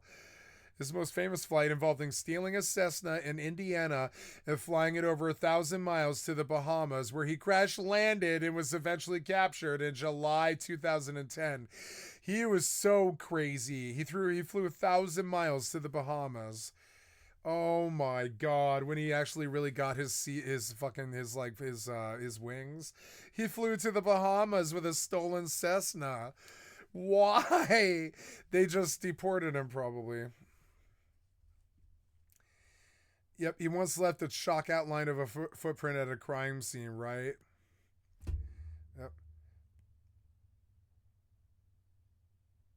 Yeah, no, I'm thinking of the Catch Me If You Can guy. I think that actually was one of the lies that he told. But Hollywood just believed him. This is a special week. Does anybody know? Anyways, yeah, here we go. 170,000 away. However, if you want to help me grow, the best thing you can do for me is like this video, subscribe, and comment. It's the quick way to say, hey YouTube, this guy's alright. Anyhow, with that, let's explore some of Washington's weirdest lore. Oh, folklore? I don't know. I don't care about that. We all are ready to accept this, but not dating somebody just because they support Donald Why Trump do you is sound like not a woman? And I believe you are very good reason not to date them. People hear that and they think, but Joe, I want to end up with someone who shares my values. But we all have to remember that values are not philosophical aphorisms that we espouse. Values are how we walk and breathe and navigate our lives. And if you're the type of person that's going to end something with somebody just because they support the candidate that the other half of the country is supporting, what you're essentially saying that your values are is that you are really ideologically rigid, you're incredibly self-righteous in your morals, and you cannot accept influence from somebody who's different from you. I think that people who are like that don't actually want a partner. What they want is a fantasy. What they want is someone who's going to validate every feeling and belief that they have. That's not what I want. I want something real. So first of all, I hope this guy isn't a real therapist. And if he is, it's concerning because it seems like he uses therapy as a way to rage bait. Yes, your politics are 100% based on your morals and values. I'm not sure what else this person thinks they're based off of. I feel like he's just saying words in a certain way to make it sound like that's not the case. He says that morals and values aren't philosophical aphorisms, which philosophical aphorisms are short sayings that concisely express a moral principle. So I'm just not sure why he said that. He said morals and values are how we navigate life. Yes, we navigate life based off of our morals and values. We're going to act certain ways based off of our morals and values. Just don't understand why he was trying to muddy the water when it came to that kind of language he's using. Yes, we do base our politics off of our morals and values. I'm not sure how you could think otherwise. So it's perfectly normal to want to date someone who has the same morals and values as you. Imagine if you really value human rights, like the rights of gay and trans people, or the reproductive rights. Your partner doesn't value human rights. That's a big deal. You're going to walk and navigate your life differently because of that. It's going to be pretty important to share morals and values with your partner. Look up areas of relationship compatibility. The first on the list is shared values. Having the same values, goals, and beliefs can create a strong foundation for the relationship, which I feel like is extremely obvious and most of us know that. That's why we want to date people with shared morals and values. We want a strong foundation and there's absolutely nothing wrong with that. It is not just about supporting a certain candidate like this guy's talking about. It's so much more than that, and pretending like it's not is dishonest in my opinion. Wanting a strong foundation with somebody is not self-righteous or ideologically rigid. It's just common sense. Kind of like why a lot of people within certain religions seek out to date other people within their religion. I would not call them closed-minded or rigid. I would understand why they would want to come from the same foundation. I would think most people would understand that. It doesn't mean that you need them to agree with every single thing you say. Again, it just means that you want to have a strong foundation. Saying that just because you want a strong foundation with your partner, you want to live in a fantasy is so bizarre. Again, imagine saying that to somebody in a certain religion who is looking to date someone within that same religion. Telling them they are looking for a fantasy as if that's not everyday reality for so many people. I would argue that most people try to date within their moral belief system. This is nothing new for a reason. It makes sense that you would have less to argue about, less to fight about if you start at the same foundational level. And that doesn't make it any less real. Imagine you are somebody who wants your reproductive rights and your partner thinks that you don't deserve those rights. Imagine people you love and care about, you want them to have their rights, and your partner doesn't think they deserve those rights. It is absolutely 100% a moral and values thing. To pretend any different is blatantly dishonest. Again, I really hope this isn't a real therapist, but what can you do? If you're trying to tell if a guy lied about voting for Harris in order to get into your pants and actually voted for Trump, here's a few easy ways you can tell. The first way is to ask him what him and his friends did on election night. Say something like, "My friends and I were out celebrating all night. We were having such a good time. What about you?" The same also applies for inauguration. Pretend like you're a little excited about it and feel him out. The second way is to go onto Donald Trump's Instagram and see if he's following him. And if you're on dating sites, I'd actually recommend that all my liberal girlies take off that they're liberal, because these guys will lie to you. And the third way is to go onto didmyfriendvote.org, type in their name along with their age to see if they voted, because those men also don't get kitty cat. And you may ask yourself, why would a conservative man want to date me as a liberal woman? Here's the kicker, they love liberal women. Taking down a wild, professional, successful, beautiful woman and keeping her at home in a more traditional role is like taking down a 10-point buck for them. It's about power. Don't fall for it, ladies. Hide your booms. MAGA men are not attracted to MAGA women, and that's why the uniformity exists in the MAGA women culture. That's why their clothes, their hair, their makeup, their cars, their music, their food, even down to their body sense, all are very similar. It's because they know that their subserviency is what keeps them, in play, keeps them in the game of marriage, of wifeness, of life, whatever it is to them. But MAGA men, if they are not attracted to men, they are overwhelmingly attracted to alternative women. And I say that as somebody who used to be in MAGA and as a bartender here in the South. Really? MAGA men love all women. They love chubbier women. They love women with yitties. They love women with thighs. They love the tattoos. They love the piercings. They love the hair. Most MAGA men are not attracted to the women that they have children and, spend the rest of their life with. They are attracted to the subservientness. And this creator that I'm going to tag underneath has done a really great job of clocking the amount of young MAGA men that have been in alternative spaces lately, hitting on women.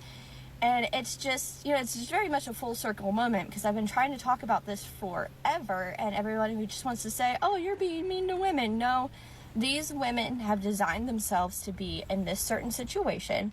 Therefore, that's the world that they live in. And, criticism is not always a bad thing. Would you date a Trump supporter? Tell me in the comment section.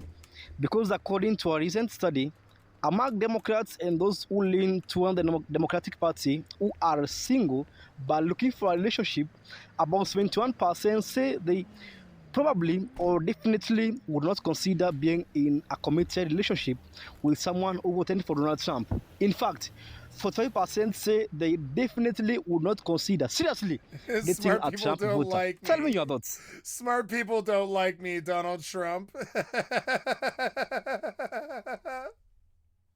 I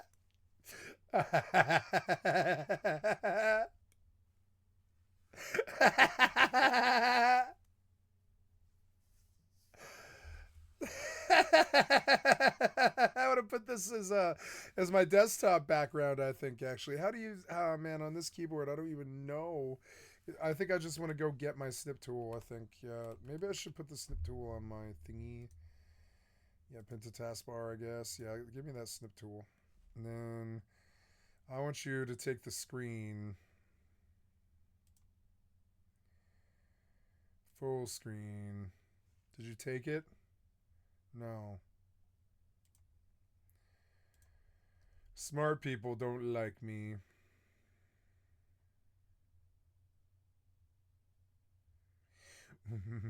MAGA, why a Trump voter? Give me a rectangle, it's great. Okay, yeah. Oh, did you do it? You're like annoying me. Why won't you do the rectangle like I asked you to do? Yes, you. Oh my god. Yes, you. No, make this go away now. No, go away. And you.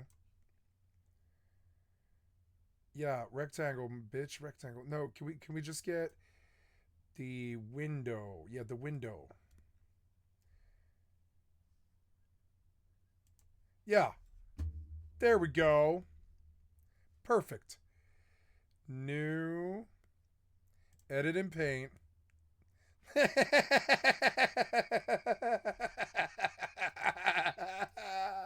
Fucking ass clown. Fucking rodeo clown. Oh, I'm sorry, Kitty. I didn't mean to startle you. Anyways, okay. Okay, yep. I want you to set his desktop background. We're going to get rid of the fascist stuff finally. The principles of fascism. I can always pull it from Google. And I should have memorized it by now, but I don't have a good memory. So, how's that? Let's go check out the old desktop. Smart people don't like me. Check out the desktop. Smart people don't like me, Donald Trump.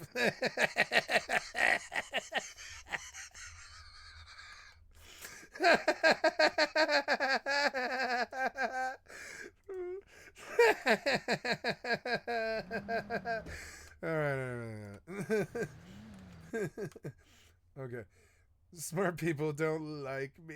Donald Trump.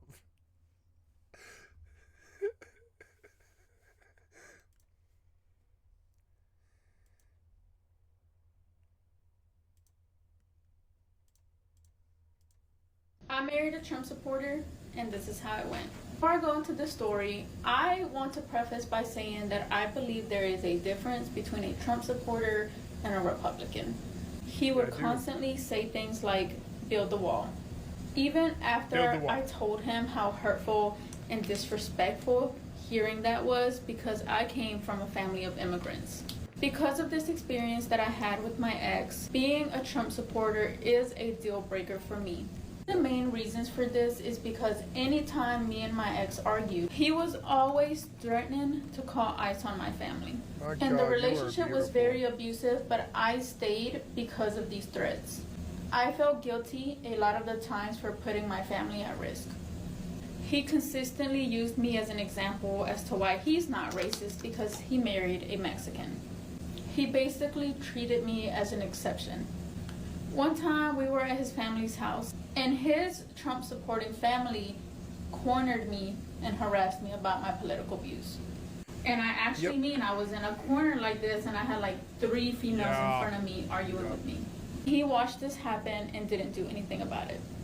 And it was not one of those healthy political discussions. They were literally hounding me. Just because he married me does not mean he respected me.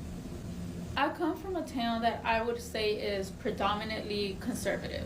Back then, I wasn't as outspoken as I am now because I was still in the town at the time, and I did have a fear of speaking out because of how aggressive they were. Has anyone had similar experiences like these? And I know you might be wondering, but yes, I did divorce him. I'm so nervous and feel so awful about. Yes, I did divorce him. But yes, I did divorce him. I'm so nervous and feel so awful about what happens when November hits and food stamps don't roll out and all these kids and families and babies are just going to go hungry for no reason other than greed and hoarding. It's just awful. You shouldn't feel bad for them. I shouldn't feel bad for people that rely on food stamps to feed their families, and they're not going to be able to feed their families because they're not going to get food stamps because the government is being so evil. I shouldn't feel bad for them. No, I mean, like, what did they do with last month's food stamps? You ever think about that? They ate them. They used them to get food to eat. What did you do with last month's groceries?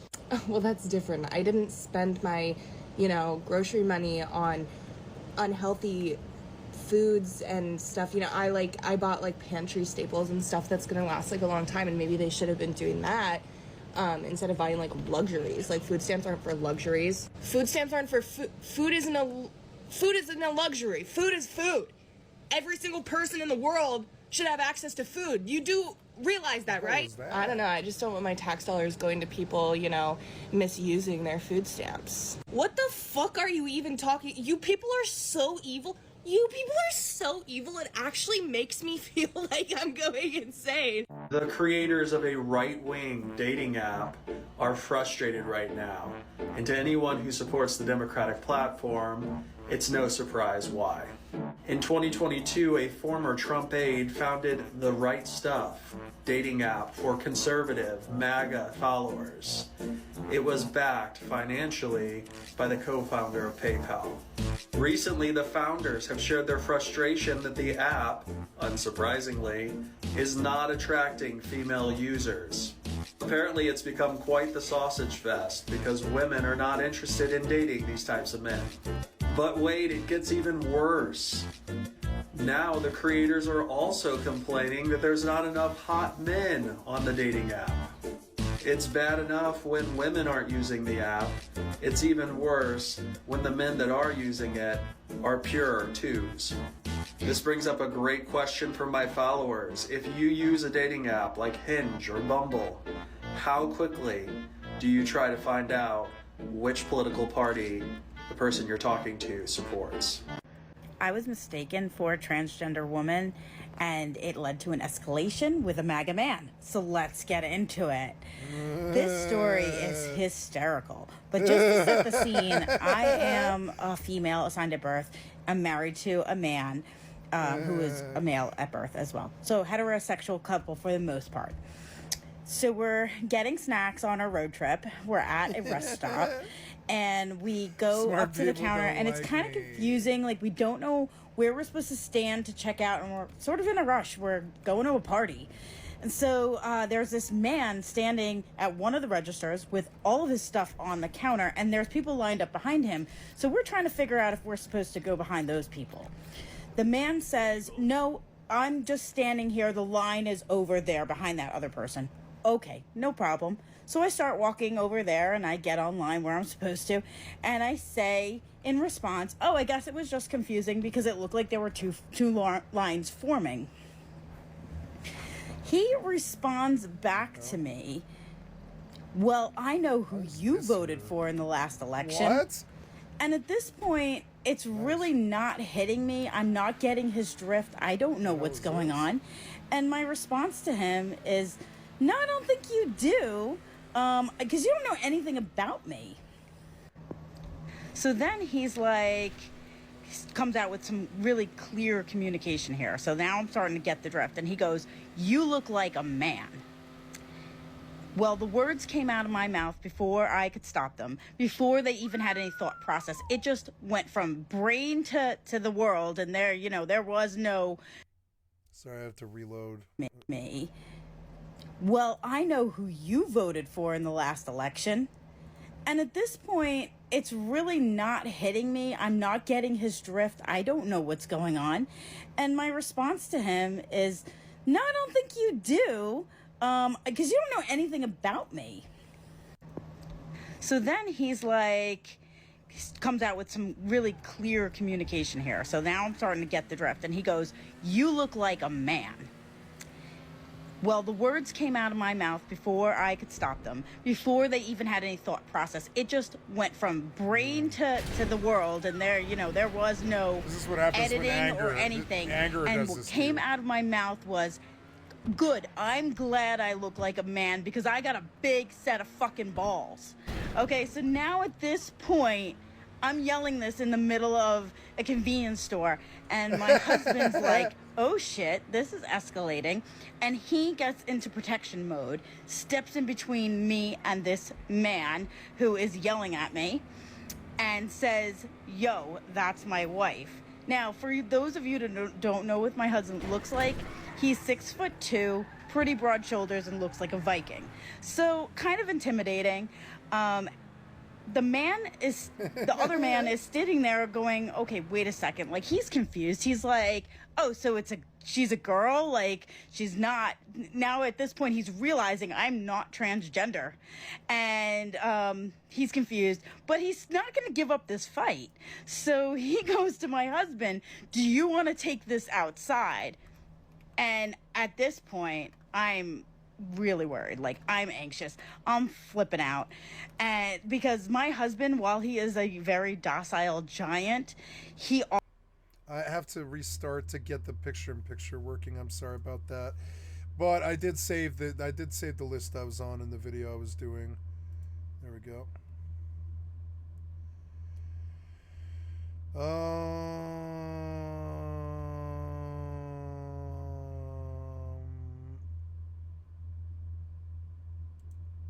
Let's see. I am trying to go to lists, my stuff.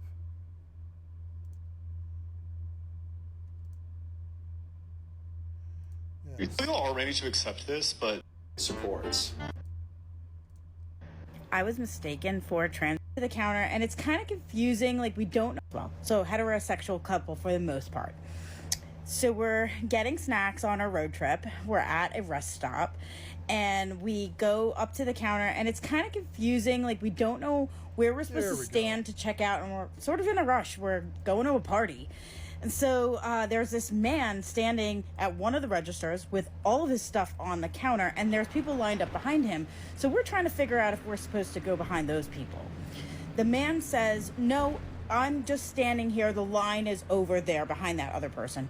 okay, no problem. So I start walking over there and I get online where I'm supposed to, and I say in response, oh, I guess it was just confusing because it looked like there were two lines forming. He responds back to me, well, I know who you voted for in the last election.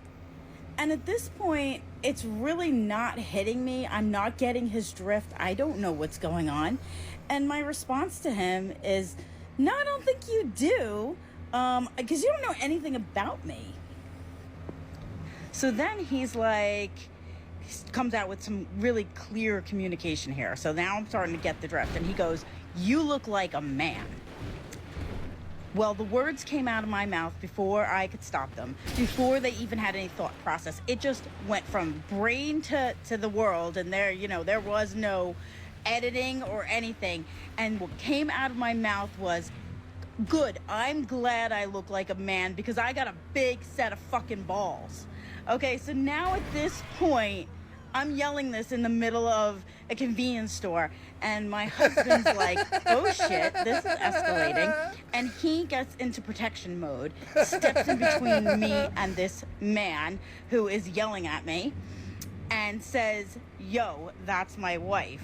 Now, for those of you that don't know what my husband looks like, he's 6'2", pretty broad shoulders, and looks like a Viking. So, kind of intimidating. The other man is sitting there going, okay, wait a second. Like, he's confused. He's like, oh, so she's a girl? Like, she's not. Now at this point, he's realizing I'm not transgender.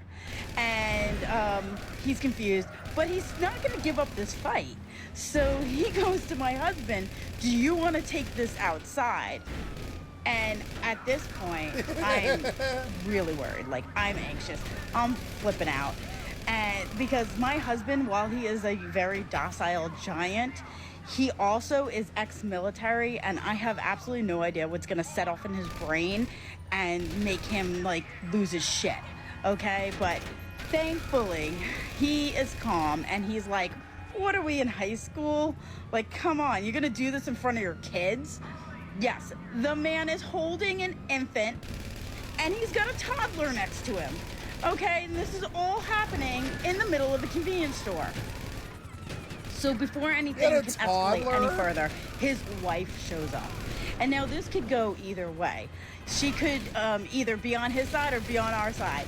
But thankfully, she is on our side with all of this. And she looks at him and she's like, you're really gonna do this in front of the kids? And then she takes him out of there. But man, I was worried that they were gonna call the cops, that this is gonna escalate, that I was gonna die today, okay?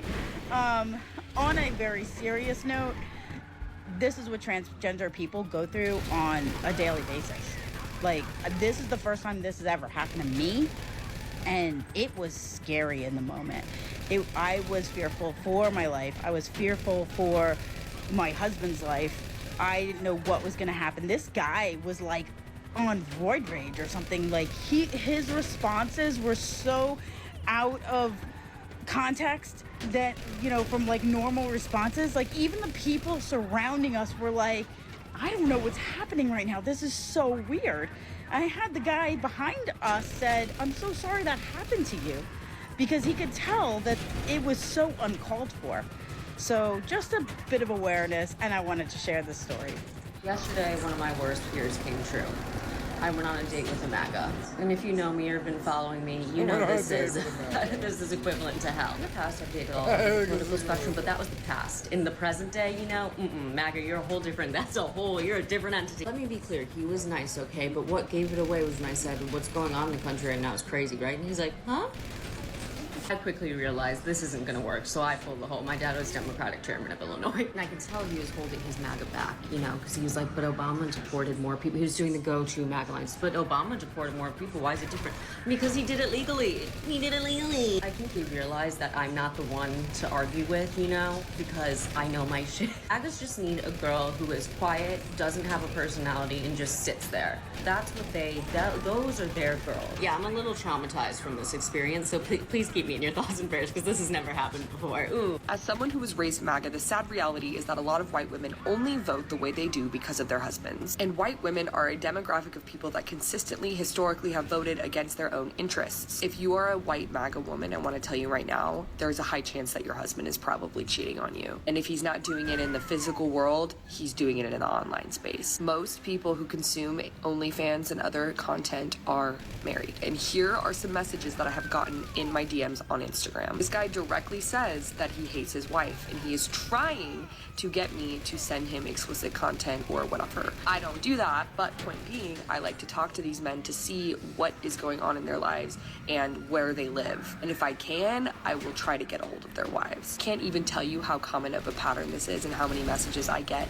of married MAGA men trying to get me to engage in this work with them. So if you are a woman and you voted MAGA, be careful where you place your loyalty. It's always better to think for yourself than relying on him, because oh yeah, it's just like a movie. I love this game. Politics. Did you guys see this video of Republican Senator Deb Fischer's husband like refusing to shake Kamala Harris's hand during Fischer's swearing-in ceremony earlier this week? Fuck out of my way, fucking pigs. For your work. Pig fucker. Congratulations to you. Thank you. Okay, sure. That makes a little bit. There you go. Thank you so much. And hey guy, what are you so mad about? Your wife was just sworn in as senator. She won her election. Trump won the election. Again, what are you so mad about? This entire MAGA movement continues to be built entirely on phony outrage. So damn pathetic. So, even in dating apps, single men and women shy away to talk about their political alliance for fear of losing their matches. You know what I mean? So when I'm usually idle, I scroll down these dating apps due to curiosity, and sometimes I see profile pictures featuring Trump or individuals on MAGA hats that are repulsive to most liberal women who feel that they would be joining such relationships with men's sole aim being to control them. Some young conservatives men are in fact finding it hard to get love out there. You find a lady on Insta or Facebook, you share some text, some kind of, but when she decides to scroll down your page, maybe to see your older pictures, maybe to get a glimpse of you, she finds a post of you with the caption, "Trump won, we did it." And with Trump's history of sexism and some accusing him of flat-out racism, and the lady tells the young man, "Oh, please, don't text me again. Oh, please, don't talk to me again." I really hate the idea that politics exist in a vacuum. My values are simple. I want to help people who are less fortunate than I am. And this is justified through social and fiscal policies of a government and a party. And the Republican Party has been worse in those. There are two types of Trump supporters. Number one, they are uninformed. So why would you date a man who can't inform himself? And the second, the Epstein File Transparency Day is here, thanks to legislation which forced the government to finally release the Epstein files. Is it going to be Republicans, Democrats? Who is on that island? I gathered all the documents they released, but first we have a little word from Todd Blanche. Christian pedophile. Influencer. These are just a few of the accolades we could attribute to a one Katie Cruz, an online content creator with a decade in activism, dedicated to supporting the MAP cause through the Christian lens. MAP, a category for anyone with sexual feelings toward children. Oh, fuck me.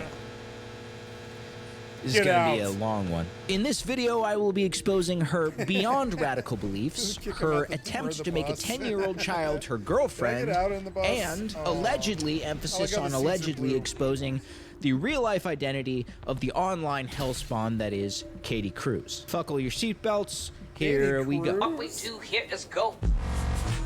Katie Cruz. Oh no.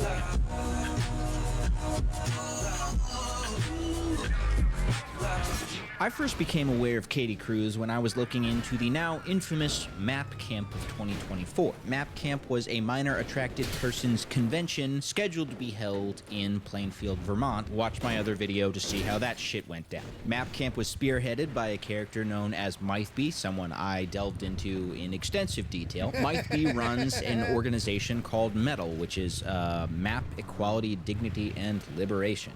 Katie Cruz seems to work hand in hand to some degree with Mythby and is a regular contributor to the newsletter of this organization. A columnist known for such bangers as "Why Did God Create Files?" and "Is Minor Attracted a Sin in the Christian Faith?"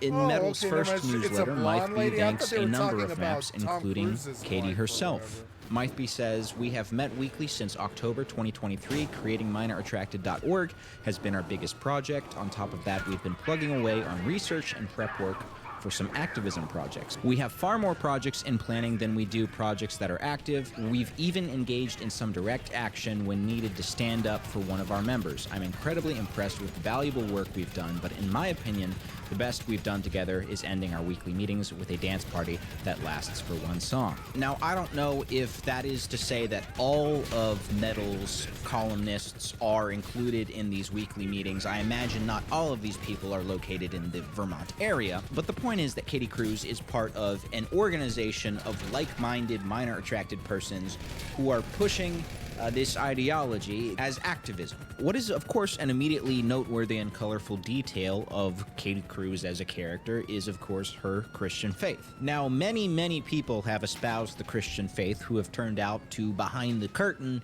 be terrible, horrible, evil, abusive, rapey type monsters. What's a little bit more of a rare drop is someone who holds both in Christianity as being proud identities in tandem. So, according to Katie Cruz, Christianity is not incompatible with minor attraction. Contrary to popular belief, there is nothing in the Bible that forbids it. Paul's first letter to the Corinthians reads, "If any man think that he behaveth himself uncomely toward his virgin, if she passes the flower of her age and needs so require, let him do what he will, he sinneth not, let them marry." Flower of her age, in my belief, means reached menarche, which is the first stage of puberty in girl children. I interpret this passage to mean that once they are at that age, they can be married, and for a marriage to be valid, it must be consecrated with sexual intercourse. Thus, a sexual relationship with a pubescent child is not morally wrong, as long as it's in the confines of marriage. Jesus said we must be like children to enter the kingdom of God. Children are pure and innocent. How can you not love something that is so God-like? My love for children is a love for God, but just like I won't desecrate God, I won't desecrate a child. Here is Katie Cruz's prayer of the map. She's inventing prayers now. I speak peace and love, acceptance and understanding, health, prosperity, and power. I speak liberation from the forces that deny our right to love. I speak courage to stand against adversity. I speak all of this for maps and youth alike. I speak unity and collaboration within the map community. I speak a revolution, our Stonewall. Let it flow, set us free. I speak all of this in the name of Jesus Christ. Amen. Katie Cruz's version of Christianity permeates all aspects of her life, even her pedophilia. So much so that she considers pedophilia itself to be, quote, her ministry. She says, "I joined the MAP community as a young, naive teen. I was hopelessly in love with little girls, and the prospect of a lifetime of loneliness seemed inevitable and devastating. I had radical ideas of legalizing relationships between adults and tween girls and looked for ways to be able to spend time with them, though I soon realized these types of relationships aren't feasible. I knew nothing about this orientation, and I hated the idea that I was a pedophile, and went through the 5 stages of MAP grief.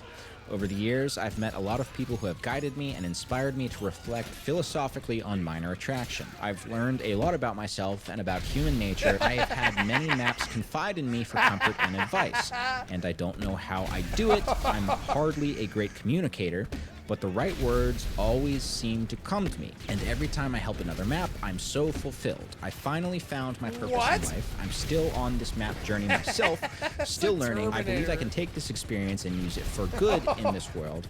The map community is where I belong, and helping people with this orientation is my ministry. What does this ministry look like exactly? Well, here's an example. This is on Katie Cruz's blog. I believe it was originally her comment in a Reddit thread of someone who was confiding anonymously that they were struggling with being attracted to minors. Now, I will hand you Hardcore that Henry. one could I just have jumped a off an ministry of overpass. sorts in which they talk to people who are struggling with this very bad attraction and trying to guide people away from it. That's something that we're about to see attempted.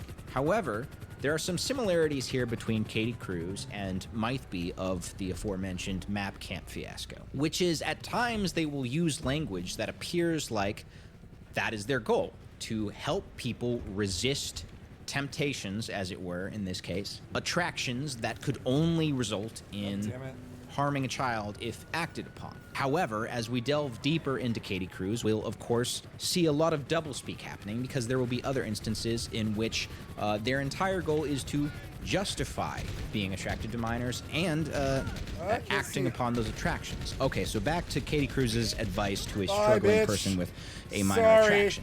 As a human being, and especially as a Christian, we're all going to be given temptation from time to time. We usually can't help the temptation that comes our way. Being tempted doesn't make you evil, doesn't make you a monster. It makes you human. What? Oh, so far, so good. That's fair. We're all tempted, whether it's to steal that watch on the table while your friend isn't looking, or maybe it's being tempted to run someone off the road who is being a jerk. Okay, that's a little more psychotic, but I'm going to withhold judgment. Our temptation happens to be acting negatively on our attraction to children. You seem to be over... I am tempted to caffeinate right now and flip my schedule, and I think I'm probably going to. I'm going to caffeinate. I'm going to go for another 12 hours, and I'm going to flip my schedule.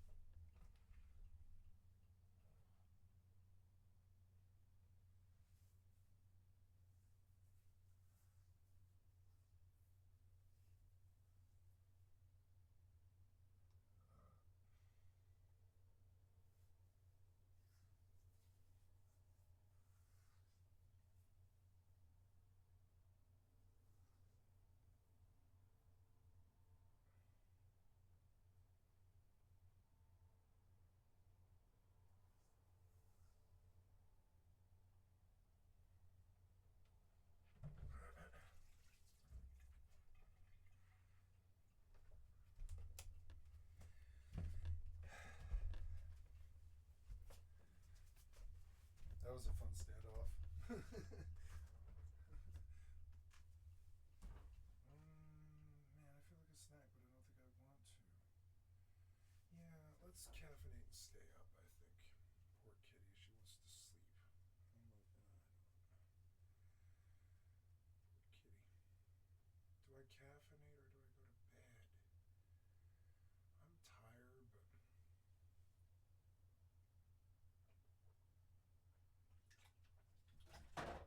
Yeah, I'm gonna do double. Okay.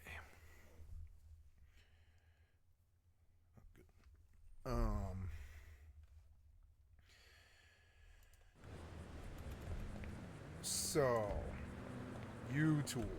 I want to go downtown, so put me in a new session. Oh, no, gotta set up somewhere downtown. Probably not the freak shop with the car wash. Oh, I can go to Higgins Heli-Tours now for some reason.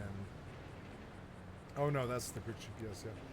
I'm trying to do the preferences. It's so annoying that you made this so far down in the menu. I don't want the bunker. I want not the freak shop, but the... oh, well, actually, yeah. Let's take the freak shop, huh? I'll take the freak shop because I haven't messed with that rolling battle tank yet. So, let's do a new session. I'm going downtown with my fucking battle tank. Hi, kitty. I love you, yeah.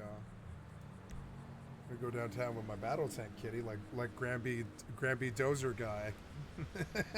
Public session. Yep. Go. Hi, wonderful kitty. I love you. Cuddle you. Purr, purr. Mm-hmm. Oops, I can't see my OBS. I need to know if my camera is bad. I will work a double, which means I'm going to watch videos all fucking day. Overwhelmingly tested, and you passed the test. Basically. You didn't act negatively upon that attraction. You are not and just play Grand Theft Auto like all day, I think. Evil pedophile or monster. Even if you had touched her inappropriately, it wouldn't necessarily make you evil. I'm going to go ahead and stop you there.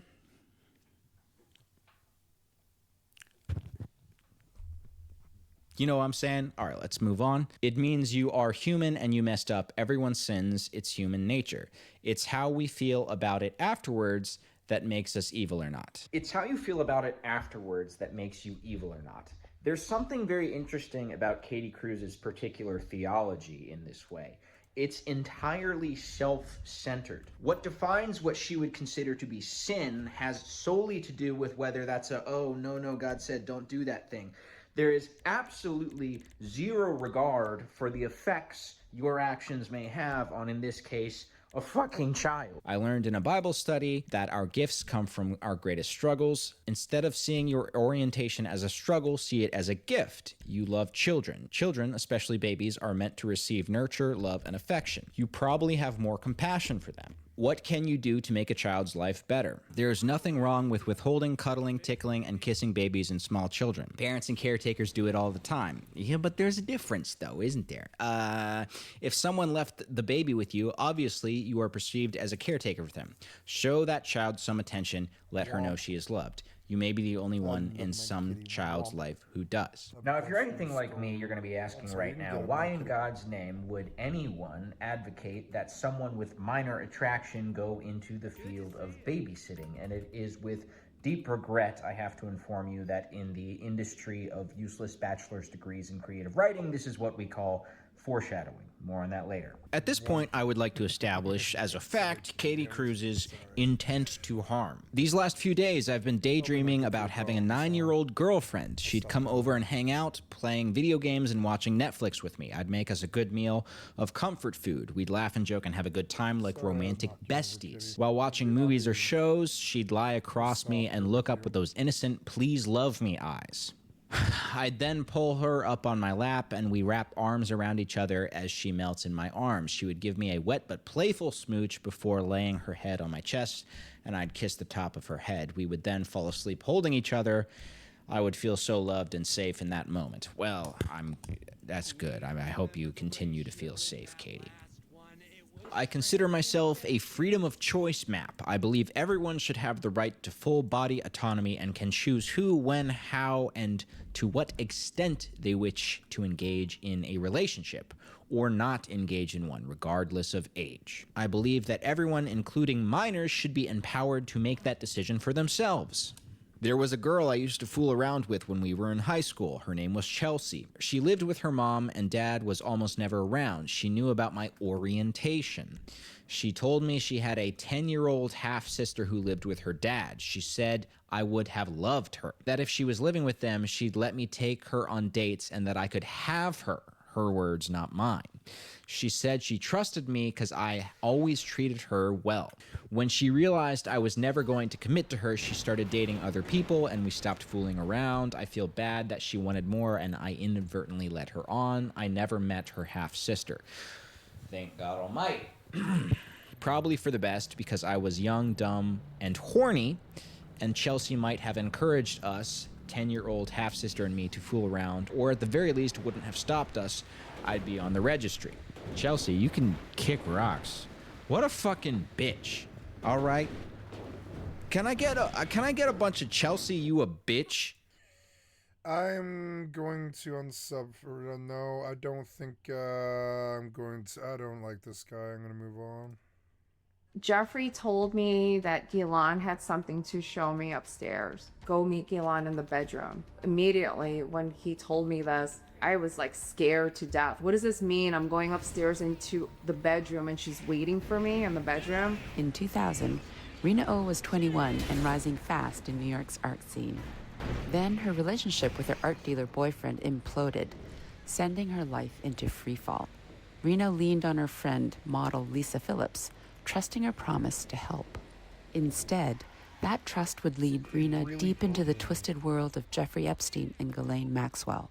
She's never felt able to reveal the pair's most horrific crimes until now.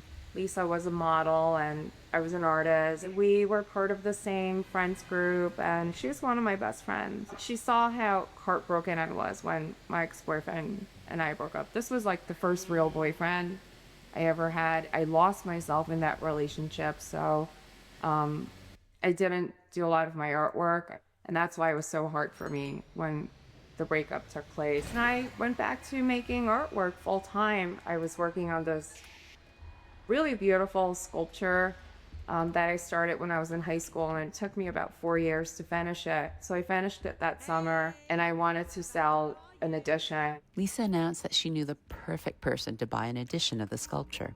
She mentioned Jeffrey Epstein, that he was a billionaire, and she met him on his private island. He had a private jet. She also described him as looking like Richard Gere from Pretty Woman. And I was like, sure, like I would love to meet this art collector that lives in this, you know, huge townhouse in, you know, the most expensive zip code in New York City. I went to his house with Lisa and I brought my portfolio with me. The butler escorted us into the great room. For the first half of the meeting, we sat in this great room where he keeps his work desk. He knew Lisa from before and he greeted her, and then I was introduced, and you know, he asked me, like, what do you do? Like, how old are you? And I answered how old I was. I was 21. I'm an artist. And he's like, oh, you're an artist. Like, he's like, oh, like, what kind of artwork do you do? And I was like, well, I brought my portfolio if you want to see. And I showed it to him, and he seemed genuinely interested in the artwork. I was really happy. I was like, maybe he'll buy, you know, a couple of pieces, or specifically that one sculpture. Jeffrey this is fun. Made it very clear Where that is he this had guy? immense wealth and was very connected, was very powerful, and just the setting in itself set a lot of social boundaries, or look, you can instant run like a in and you're just separation safe. of social class. I was dealing with someone who had extreme like wealth, safe in and here. he's a very intimidating person, and it's very hard to say no I love to this someone thing. like that. That sort of set the tone for the way he treated me. He just asked us to follow him. He just escorted the two of us into this dark, like, hallway. Epstein led Rena and Lisa into his now notorious massage room. There, he assaulted them. Something happened, and I just felt like that was something I had to do. He had a very, very small, like, genitals, and they were deformed. Some people have called it egg-shaped, but I think it was more in shape of a lemon, and it's because it was very tapered off towards like both He's ends. like 2 blocks down. See him there. He And is. that's not normal. I've never seen anything This like guy that in my here, life. I haven't even seen it in Megan like V. anatomy books, or other animals don't have genitals that look like that. I still to this day haven't really processed that day and that first time. It was not normal. He knew exactly what he was doing, but I didn't know what was happening. And I'm not certain if Lisa knew that was going to happen that day. It was something I wasn't expecting, and I didn't like it at all. But I felt like I had no choice. If I'm with this person or around this person who offered to be an art patron of mine, this was just something that women have done for a very long time. Like, they have been sexually exploited by other artists or art patrons, and this was kind of something that was normal in the art world. After the assault, Rena and Lisa left Epstein's home.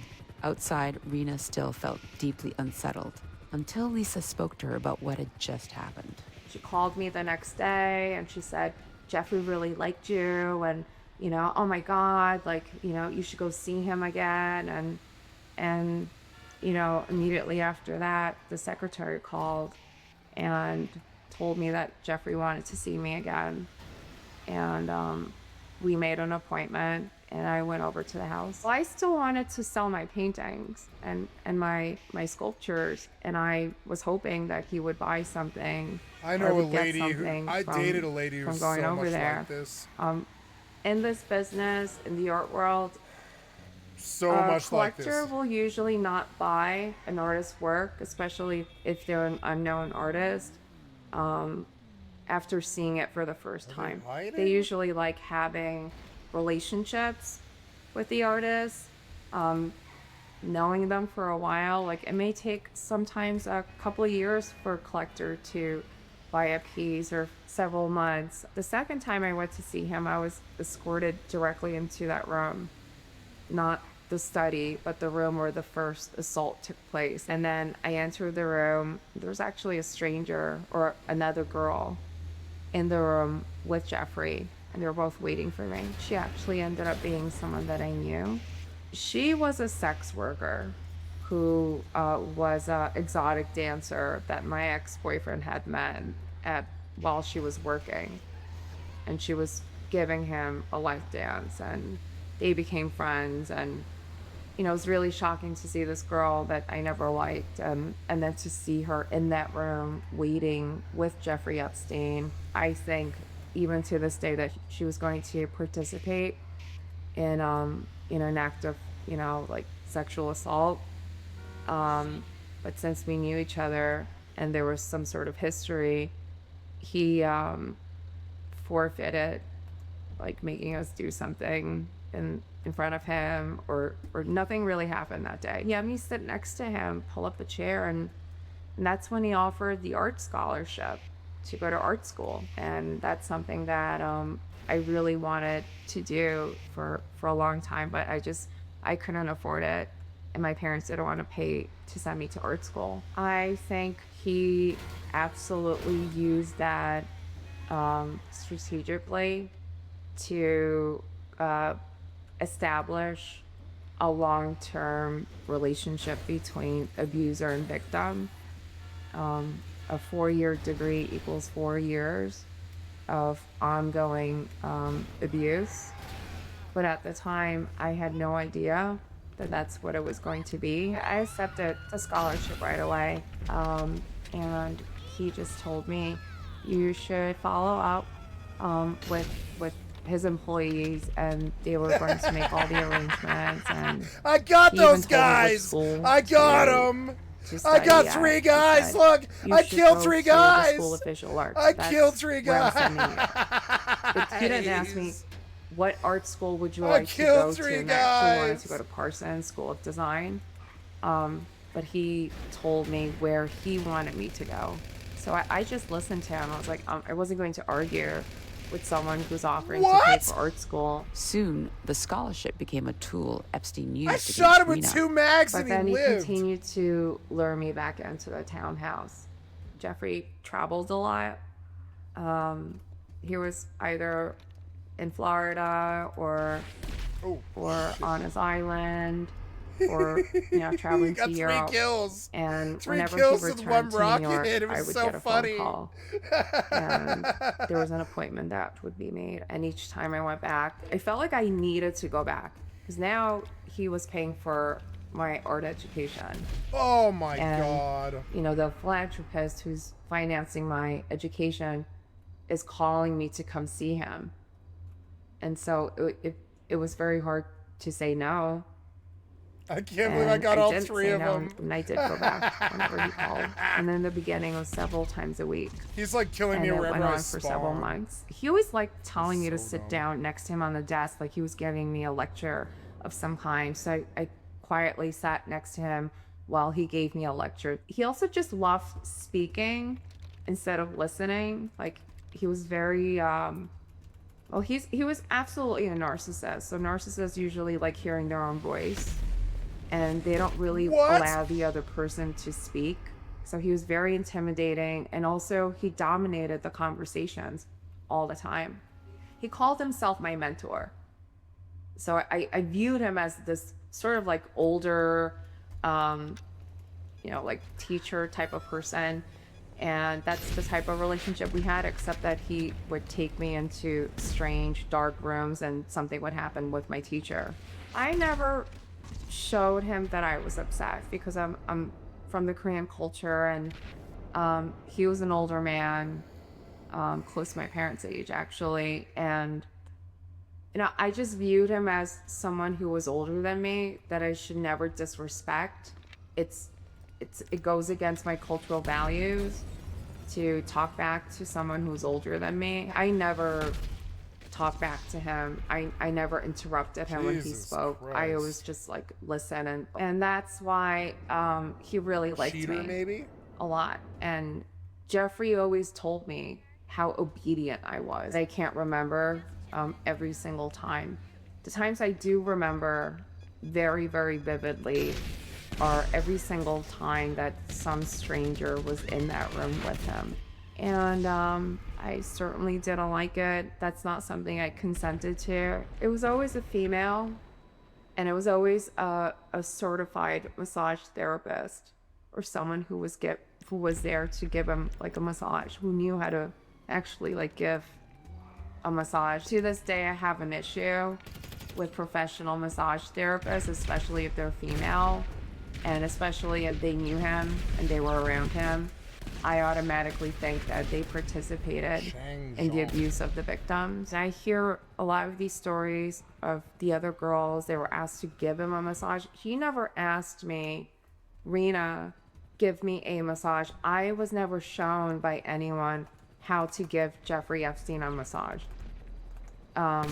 And that's just something that wasn't asked of me. I actually never participated in that type of behavior. And at the same time, it's really triggering to hear the word massage in the massage room. Like, I hate using that word altogether. And I have renamed it the Red Room because it was very red.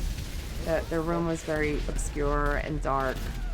And maybe he did that strategically Fucking so idiots. that They're the so victims bad. wouldn't Look how remember bad he too is. many of the details, because if it was very well lit, I think I would have remembered more of everything that happened in that room. But it was pretty dark. He never asked like me or anyone else that I saw in that room to touch him, like that part of his body. He mostly liked to watch like the girls either with each other or just watch a naked girl in the room, or They or left. he would They all usually left. do something to me. Like, I wasn't doing something Fucking to him. idiots. I killed all three of them. And I I know got there the are a only lot of kills that rumors mattered. about tapes existing and how he may have taped all of his victims. I don't think that's true, because I don't think he would have wanted to be seen, like, you know, fully exposed. I got all three of them in. and showing I don't his have deformed, crazy, stupid like, shithead bikes like genitals, because he was really, really deformed. And if there was any type of filming, maybe those cameras may have pointed in a different part of the room where he was not in the scene. You know, maybe the cameras were pointing to you know, the end of the massage table, for example, and maybe that's where things happened with other girls. And then maybe he sat in the corner, because I do recall Jeffrey sitting in the corner several times when I was surprised by these massage therapists in that room. Then, without warning, Epstein revoked Rena's scholarship, forcing her to drop out of art Oh, school. I got him! He took that away. No, I didn't. Oh, when he you wasn't bastard. getting what he wanted out of me. He wanted me to come back on my own volition. And I never did that. I never picked up the phone, called his secretary, anyone that worked for him, or called him directly and told him I wanted to come over like most of the other girls. He always had to come, he always had to call me or have someone call me to go see him. And after he took that away, he commissioned me to make a painting. And then I used that money to go on a vacation. And then I came back from the trip. He like knew exactly when I was coming back too. He called me to come see him. And And then went from that to he offered me a place to live. But only for a short amount of time, for the time period where I stayed in one of the apartments. I must have gone over there almost every day. And I felt like if I didn't go to the townhouse, I was going to get kicked out of the apartment. The deeper Epstein drew Rena into his world, the more severe the abuse became. He just tried new things with me, you know, repeatedly to see how he can test my boundaries. And it escalated pretty quickly, especially with the strangers, you know, who were surprising me in the room with him. And due to the fact that it escalated so quickly, it just became normalized when I was around him that these things were happening. A month later, he was offering me a job. Like, he even told me where I was going to work. He got me this job. All of a sudden, working for a charity, a children's charity, and you know, it's not what I wanted to do. I expected a job in the art world. You know, maybe working for a really nice art gallery, for example, or working with a famous artist as an assistant. That would have been a great opportunity. But no, he was controlling what I was doing with my life. He was donating money to a charity. And then I was getting paychecks from this charity, like he was paying for my salary. It kind of felt like he was trying to buy me, and I didn't like it. I ended up pursuing a full-time job that I got on my own, not through Jeffrey, and I felt independent and I liked it. I don't think he liked it very much, but he pretended that he liked it. And then aside from that, I also was working on a sculpture project through the art foundations that had supported my work since I was in high school. Then he took the apartment away. I can't believe I got all three of them. There was a lot of confusion. I got all three of them with one rocket. A very common tactic that sex predators use on their victims, and they're grooming to control you, so that you will feel powerless. You know, they have all the power. They're controlling you. And there's also like a suspense and a feeling of like the unknown, and to always fear that something will be taken away, or they'll do something that you do not expect. And by then I was so disassociated. I had no idea what was happening to me, and he was just sort of like making me dance from every angle, like, and you know, like poking me, like, here, I'm giving you this, I'm taking it away. After turning Rena's life upside down once again, Epstein moved on, obsessing about plans for his next vacation. So for many, many months, he asked me, you know, will you go with me to the island? He really wanted to take me to the island from like the very beginning, and I always refused to go, or I told him I couldn't go. I always had an excuse, and at the time, I couldn't really travel. I didn't have permanent residency status, but I had my application that was pending, and I was waiting to be interviewed. And I just didn't want to leave the country until I had my green card. And then I recall Jeffrey calling the pilot and asking him, you know, explaining the situation. And the pilot told him, well, it's a domestic flight. She can absolutely go. And I still didn't want to leave because it's outside of the domestic U.S. And so I still said no. And then he suggested Florida instead. And that's how I ended up going to Florida. At the Florida house, Rena met Ghislaine Maxwell and saw how she and Epstein operated together. He was not very fond of her. It seemed like they were like worst enemies when I saw the two of them together, and I got him. I got that guy. I got him. They had this kind of like back and forth, and they were constantly insulting each other. And I had never seen people interact that way before in my life. He would make some like obscene gestures to her, and then she would and I thought it was really strange and bizarre. But then Jeffrey was a bizarre person. I never suspected that the two of them had a romantic relationship in the past. I thought for many, many years that it was all a lie. It was a setup, and it was a front for something else that the two of them were doing together.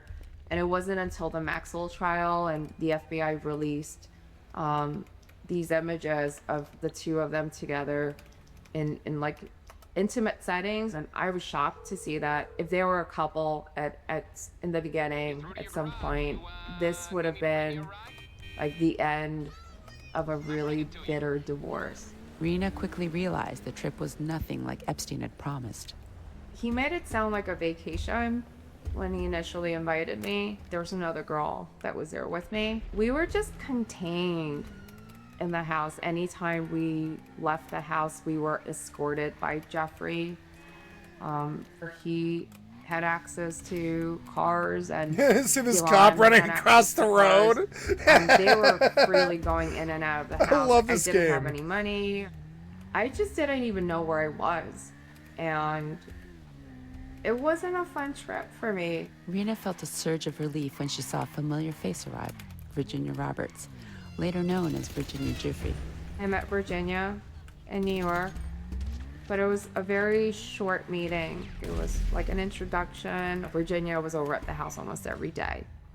He died. He at fucking one point, died. I actually even saw her bringing girls and leaving Somebody the house killed with him the or girl. something. And I met her ex-boyfriend several times. He was driving her back and forth, and the other girls. Virginia and Ghislaine were very, very close.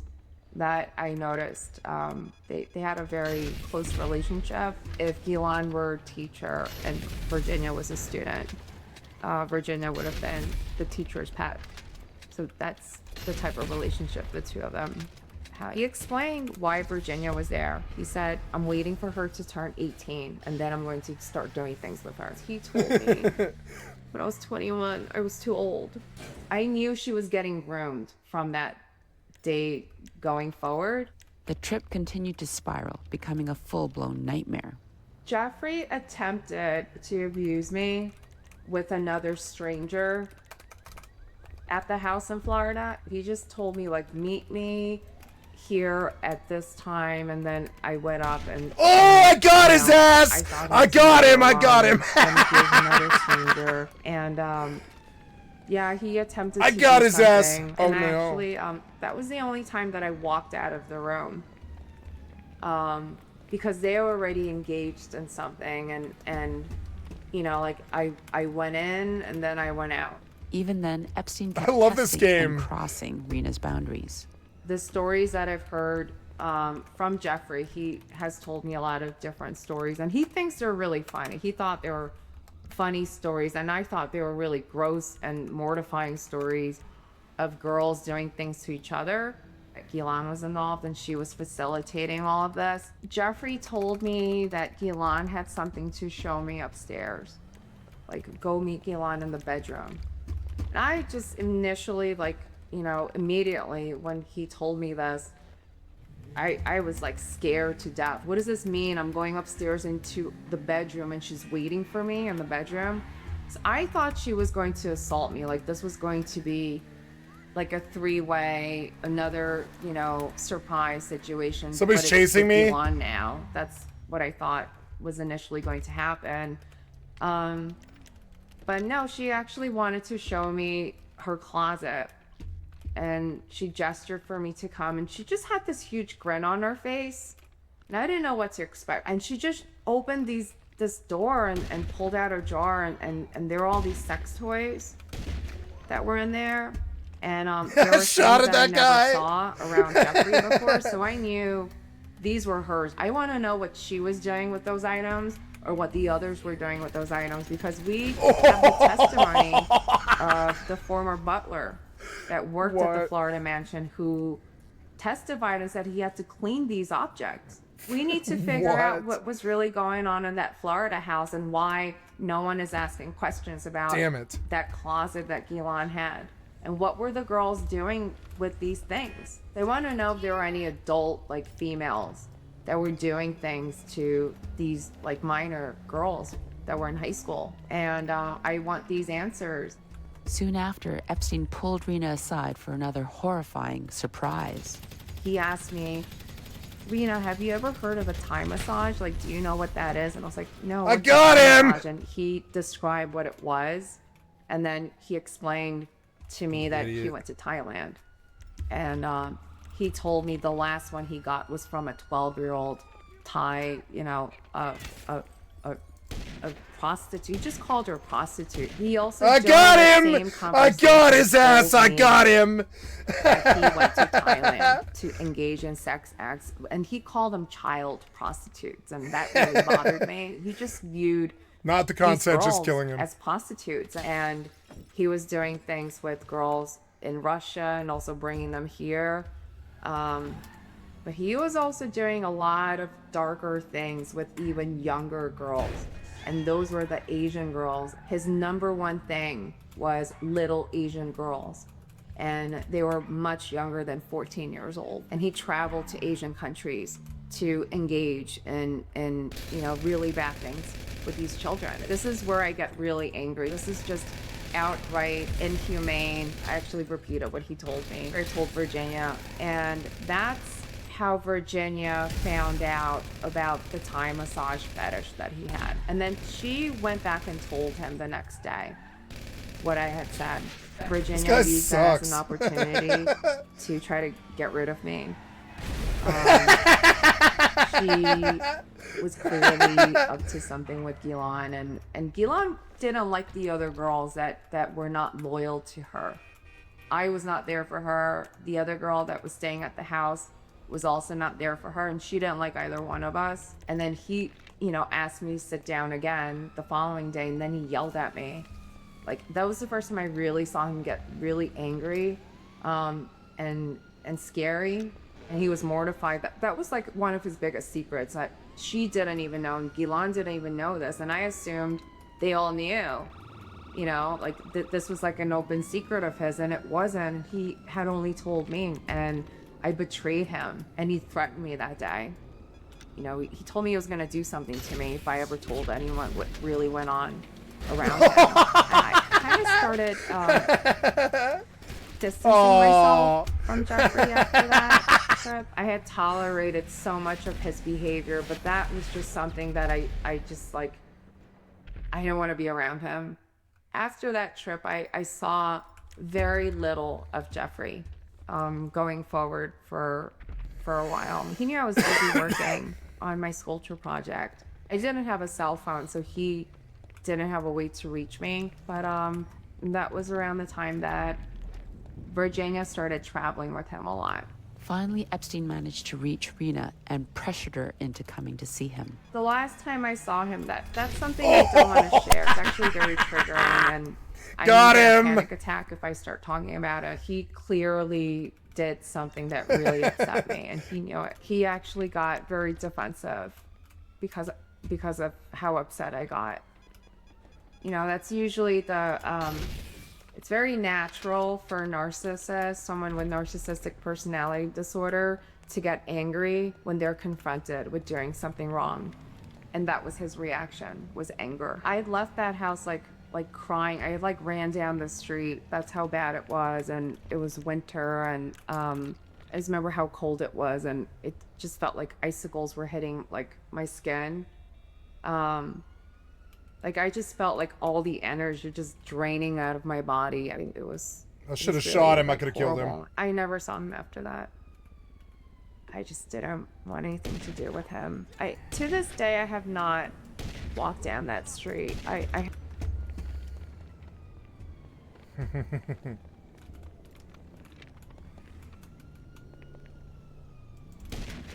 Got him!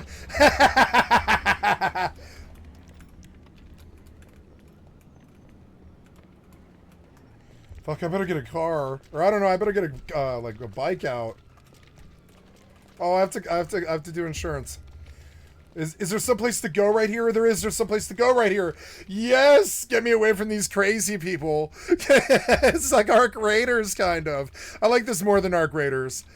It's way more forgiving for one thing. You're just back in the action right nearby. That's how it should be. Fuck stopping me.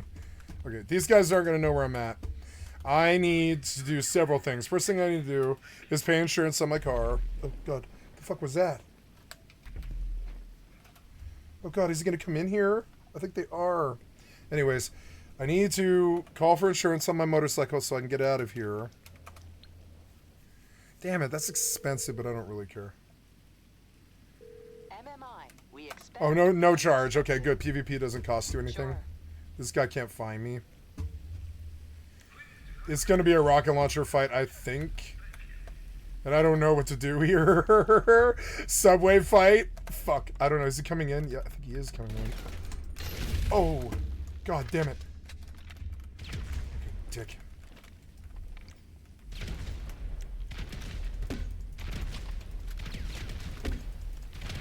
Subway fight.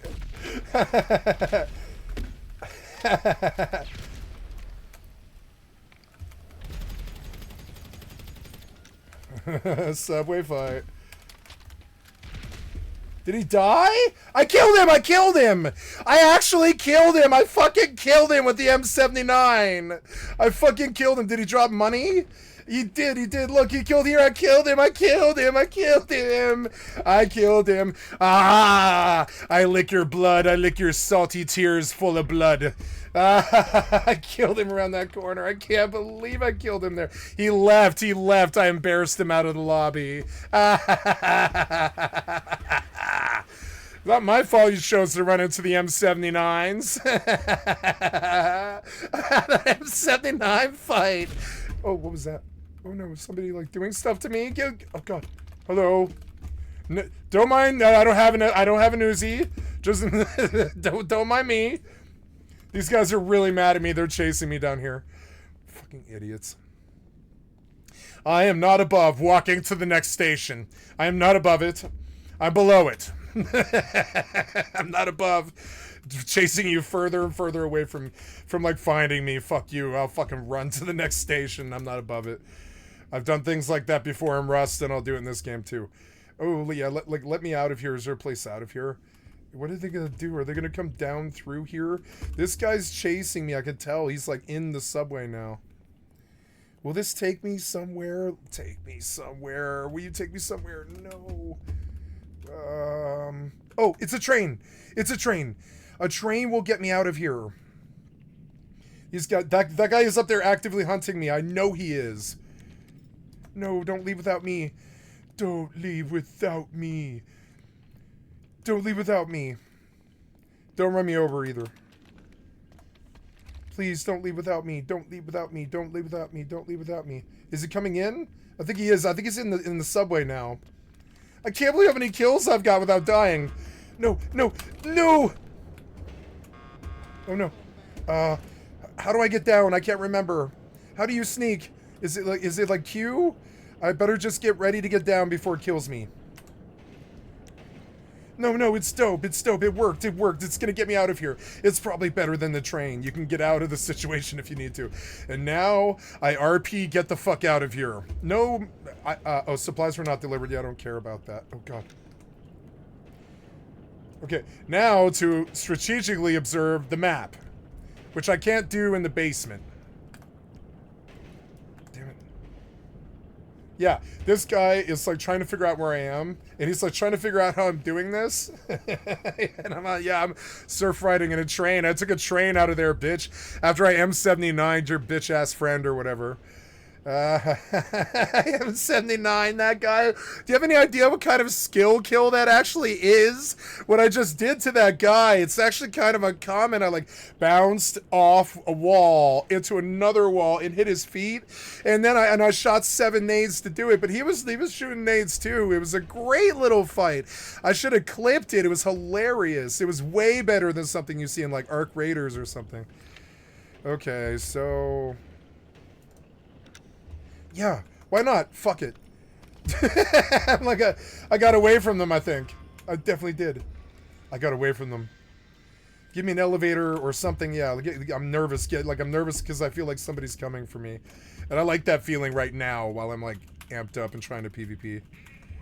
So. Oh, yeah. Yeah, I don't have an AK or anything. If I go through the metal detector, will you fucking fire? There's a G's cache nearby.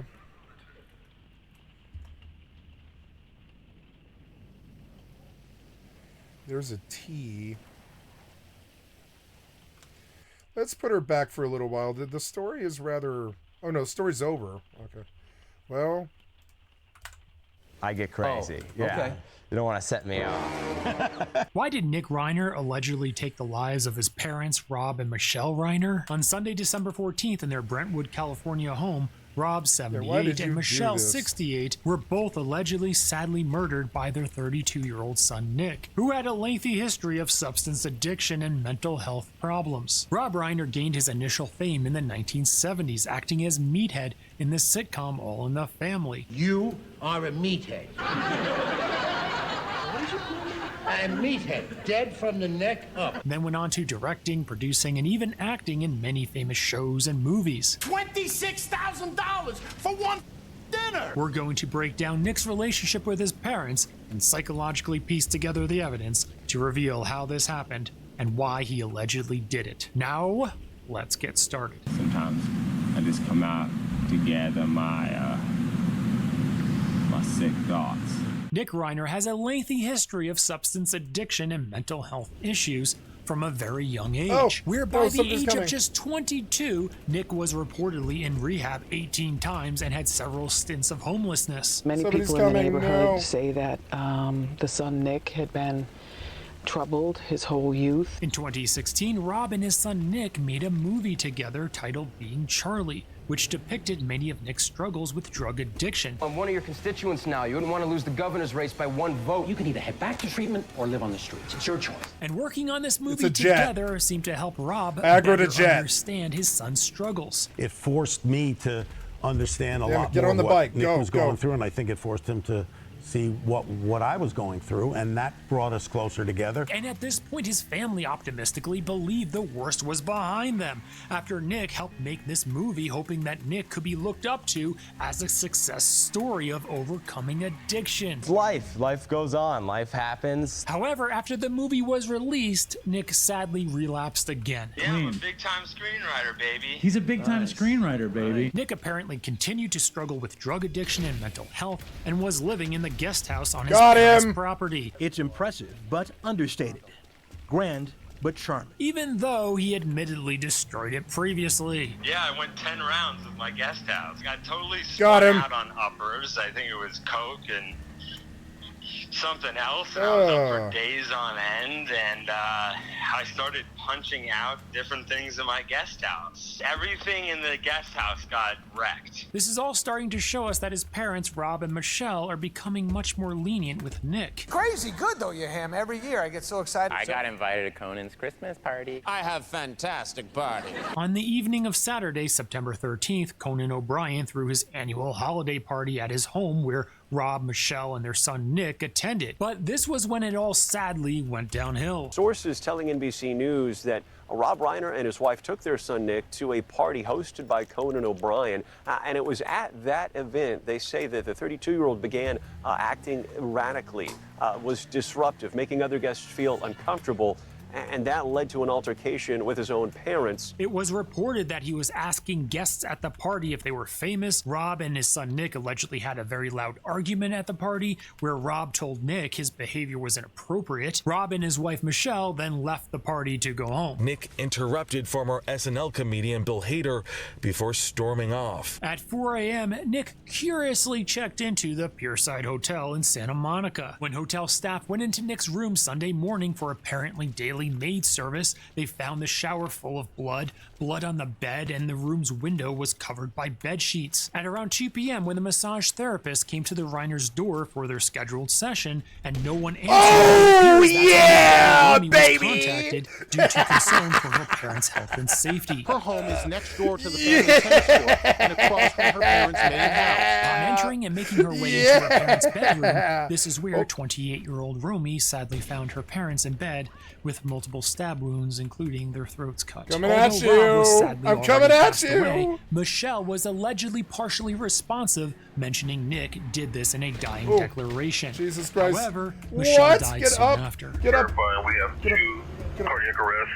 Nick Reiner was spotted on video surveillance getting a drink at a convenience store gas station and was arrested at 9:15 p.m. near the USC campus without incident and subsequently charged with 2 counts of first-degree murder with special circumstances. That's what we believe to be true so far in this case. So now let's piece together the evidence using psychology and behavior to gain a better understanding of why Nick allegedly did it and what may have occurred. That night, Nick was apparently addicted to substances again, and would help explain why Nick was acting so odd at Conan O'Brien's holiday party. Although Nick's mental health issues are mostly unknown, we know that by age 10, the Reiners hired yoga instructor Alana Zabel to help Nick calm some of his emotional outbursts. So we're joined again by celebrity yoga instructor Alana Zabel. Alana even wrote the book A Chair in the Air with the main character, little boy named Nicky. This all tells us that Nick has been apparently living with some less severe mental health problems, such as ADHD. It was reported that young Nick had very odd behavior, where he would scream at the top of his lungs in an apparent attempt to gain attention. So this seems to tell us the parenting style of the household, where they may have been giving into Nick because it was just easier than to hear him scream. However, this is not uncommon with parents where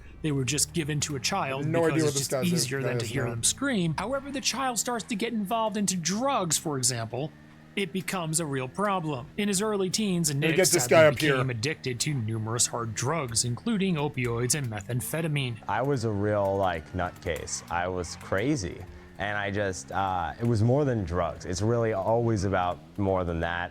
And I needed a lot of that sort of discipline. When parents give in to a child, the child learns that pushing boundaries leads to getting what they want. Later in life, when something more serious like drug use comes into play, that same pattern can make it really hard for parents to set firm limits. The child might feel entitled that they can avoid consequences and keep pushing boundaries, leading to bigger and bigger conflicts. In the end, the family ends up in a tough cycle where early habits of giving in make it much harder to handle serious issues later on. I would listen to them, and the whole idea of tough love and you have to be a certain way, and it's not my nature. It's not the way I am built, but I went and did that. And if you notice here, it seems that Rob tries to avoid confrontation with his son. It's not my nature. It's not the way I am built. What worked is when they kind of were like, you know what, they turned their back and they're like, you got to figure it out for yourself. You're an adult now, this is getting old. Now watch this clip of Rob and Nick being interviewed together and see what you think.